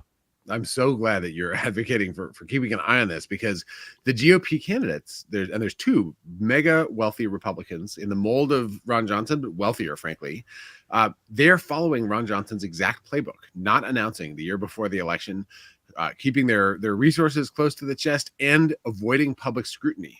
You have a guy like Eric Hovde, who's a California bank owner. He was rated one of Orange County, California's most influential citizens 2 years in a row. But he's talking about moving back to Wisconsin and trying to buy himself a Senate seat. So we have started, and we need to keep the pressure on. That race cannot be overlooked, and it's critical to the U.S. Senate majority in 2024. We've talked a few times here about issue 1 in Ohio and whether voters today will protect the fundamental right to abortion. But we also know there are big elections in Kentucky, Virginia, and elsewhere. Obviously, you watch those as a state party chair. What are you expecting to see, or how are you going to interpret the results, both good or bad, or do you have good feelings about the outcomes on some of these races already? So I think tonight we're going to get a sense of whether the split screen in American politics we've seen all year, and frankly the last several years, will continue. And by that I mean there's poll after poll that says that people are disengaged, that people are fed up, that they hate both parties, and they're sick of all the candidates, and voter turnout will be low, and Trump has an edge in 2024 because of that disgust. But then when people actually go to the ballot box, over and over, they overperform for Democrats. More people turn out than were expected. More people vote for the Democratic or the progressive position than the pundits thought was possible, even more than the polls thought. And, there have been times like 2020 and 2016 when the polls inaccurately thought that Trump was doomed and said that he was going to lose in a landslide, and it was incredibly close, and he won in 2016. Well, in the last year, the shoe's been on the other foot. And the big question is tonight, will this be a doom and gloom night, which is what you'd expect if all you do is read the national polling? Or will tonight be a night when Ohioans put their foot down for reproductive freedom, when voters in Virginia say no to Glenn Youngkin and the extremists in their part in the Republican Party in that state, and win Democratic majorities in both chambers of the state legislature, the Pennsylvania Supreme Court race, the Kentucky governor's race, the Mississippi governor's race, even that's where you'd expect a Republican landslide. That might not happen tonight when the polls close. And I will be keeping an eye on that to really gauge what is the fire in the belly that the Democrats are feeling across the country. And we will fold that directly into our work here in Wisconsin. Yeah, it was Joe Zepecki last week that was telling us, keep your eye on Mississippi and this second cousin of Elvis. This might be something to watch, win or lose, strong showing by him. So I think the last thing I want to hit has nothing to do with Republican politicians. Well, a little bit, but mostly our friends and neighbors who tend to vote Republican, who consider themselves conservative. And the whole notion of whether they feel politically homeless right now because they see what Trump has done, they saw January 6th and everything like that. And the ones that say, well, but that's still where my base values are, so I'm going to vote Republican anyway. What is the message that you deliver to everyday Wisconsinites who feel a little disconnected from the Republican Party they used to know? Well, at this point, the Democratic Party is the big tent party. There are conservative leading Democrats, very progressive Democrats, centrists, everywhere in between. And the Republican Party has become the party of MAGA extremism. And I think there are a lot of people who are kind of traditional Republicans who still find themselves casting ballots for Republicans, holding their nose in many cases, trying to ignore what the people who lead their party are trying to do in their name. And my hope, my invitation to folks is to take a good look over this next year. This weekend, we had 425 door-to-door canvases across Wisconsin where Democrats were knocking on doors, not of strong Democrats, but of people who may have voted Republican in the past, people who may be undecided, to have exactly this conversation, to ask people what are the issues that actually motivate them the most? What do they care the most about? And on those issues, where does each party stand? Where does each party stand on whether you should cut Social Security and Medicare? Where does each party stand on the idea of democracy? Where does each party stand on freedom, which used to be a value that the Republican Party wrapped itself in? Now the Republican Party is banning books across the country and banning abortion and trying to take away basic freedoms that people count on. The party has changed. The Republican Party has changed. And at the Democratic Party, we want to welcome people who want to de-radicalize the GOP. Maybe you just vote Democratic for an election or two to teach the MAGA wing of the GOP that they should not be steering their party off a cliff. Let's try to get the Republican Party back to normal so we can have responsible parties debating the issues that matter in people's lives without questioning the very idea that America should be the home of the free. Yeah, talking to some neighbor friends recently, we just want to go back to having those kinds of debates. And you can't do that when you've got extremists pulling a party toward the very end of democracy sometimes in their behavior. Ben Wikler, chair of the State Democratic Party, thank you so much for coming in and setting the stage for what's going to be quite a 2024, and we'll be talking in the weeks and months ahead. Thank you so much, Pat. And All thanks right, to all your listeners. Thank you, Ben. Have a great day. When we come back, let's see. I see Bob's on the line. Bob, if you want to hang on, we'll find out your question or comment about 2024, and we'll talk to Chad Holmes, and that's all coming up in just a bit. You're Up North. You don't know what you've got till it's gone. You crave paradise, put up a parking lot.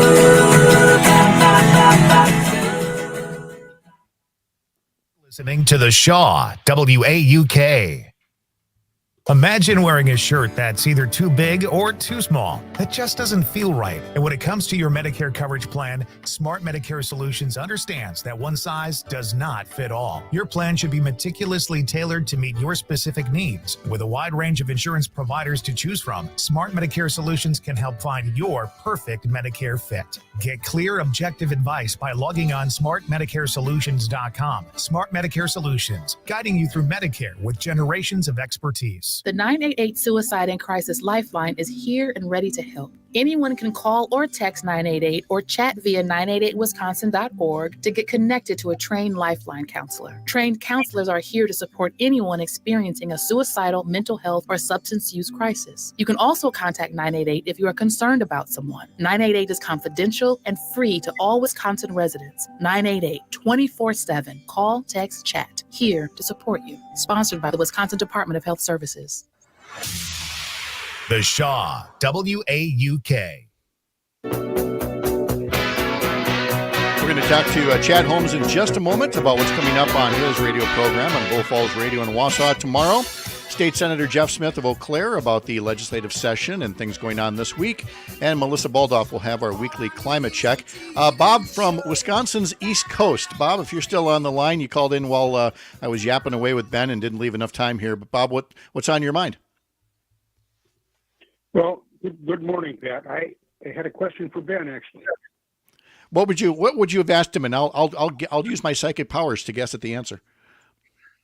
Oh, well, I just wanted to be observant about the previous election that all of the seats in the state legislature and the congressional seats were not challenged by the Wisconsin Democratic Party. And I'm wondering if they're going to be challenged this year. Oh, I see. Yeah. The state was not filled, and I think that played into the role of the loss by Mandela Barnes. I appreciate that point, Bob. Thank you. And I will, again, not use my psychic power so much. It's not a stretch to say that in a presidential election year, you tend to attract more voters, you tend to attract more candidates than you do in a midterm, and consequently, well, especially with the potential for a redistricting of the entire legislature. I know that people behind the scenes, and I'm sure this is the case in both parties, are getting set to have 99 assembly candidates and 33 state senators that, if we get new maps, every district, not every district's going to be close, but every district's going to be up for grabs. Bob, I appreciate the call. Let's bring in Chad Holmes from Bull Falls Radio, who's going to tell us a bit about, well, no, we're going to set aside 2024. Let's get back to current events and today's top story, because Greg and I have been going through therapy on this Craig Council matter. You're a day later, where you, I believe you and Greg are both squarely now in the camp of, hanging Mark Atanasio in effigy or something like that. And I'm still over in the, Craig Council. You didn't have to take this particular job. So where are you this morning? I'm going to brighten things up for you and for everybody out there. Okay. I'm going to give a ray of sunshine in this whole story. Yesterday afternoon, late in the afternoon, when Mark Atanasio went in front of the microphones, we found out that he's one of us. Come on, he is now one of us. And a man of the people. That he was exactly. He's a true Milwaukeean, Wisconsinite, and also all those folks that were saying that the Brewers might leave for something as silly as money. Obviously, Mark Atanasio, after what he said yesterday, would never leave Milwaukee for anything, like $600 million from the taxpayers now, would he? Because that would be wrong. That's what he was telling us. It was wrong. So Chad's going to lighten things up. Who now is not one of us anymore. Chad's going to lighten things up by backing up the semi-truck of sarcasm. So there we go. There it is. And dumping it all over Mark. Greg, what's your point? Chad, I had a question. What about Chad, I have a question for you. Did he do a press conference from his Los Angeles house or his house in Brooklyn? Oh boy. Yep. We are really letting old Craigers off the hook entirely here, aren't we? Are we really, Chad? Are we letting him entirely off the hook for going with the Chicago Cubs versus any other team? Is he really completely faultless on this? No, it's not completely faultless, but at the same time, when you look at the available jobs, I think the Cubs job, I can't stand the Ricketts. I can't stand the Cubs. I can't stand the way American Family Field is when the Cubs fans come in there. I'm somebody that wishes the Brewers. I wish the Brewers were still in the American League so we never had to see the Cubs. I can't stand it. But if you look at the jobs, boy, Craig Counsell put himself in, I think, a position to win big. You look at St. Louis now struggling. In a year or two, the Brewers' advantage with pitching is going to go away because the Brewers have proven they will not pay to keep their talent. They want to have the young people that come up there and use them for 5 or 6 years and then not pay them.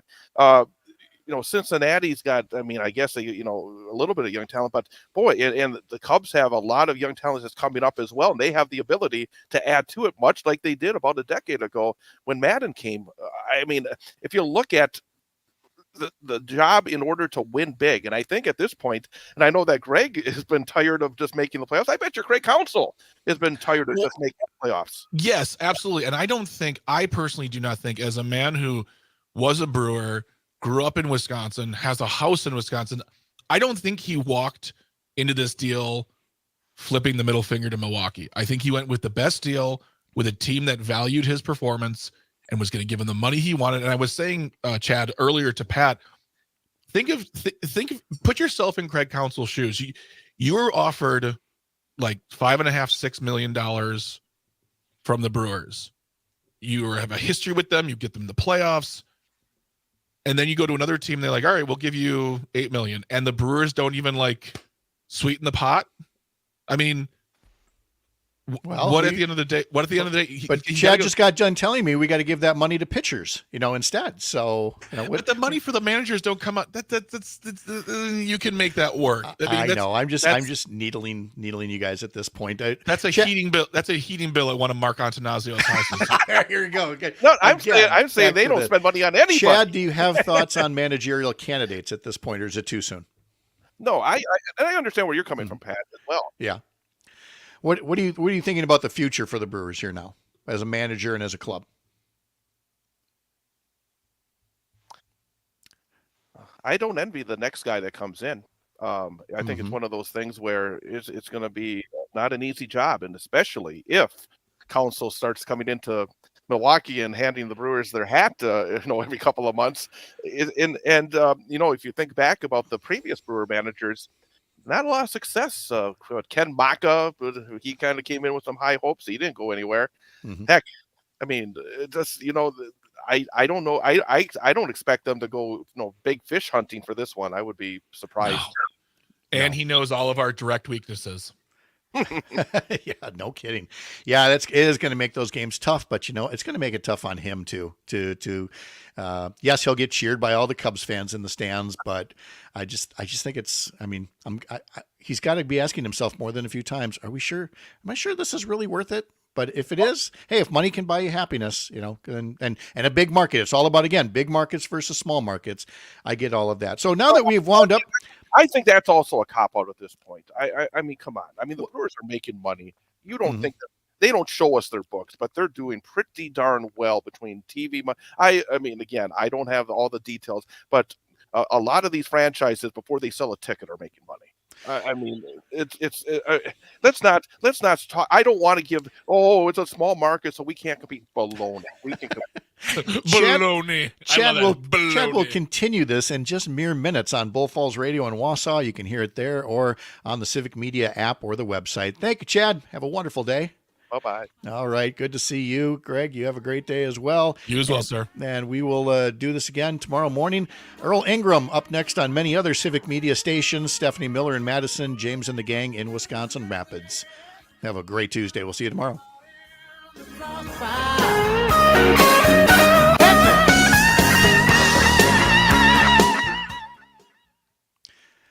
FM, broadcasting to Southeast Wisconsin at 540 AM. This is The Shaw.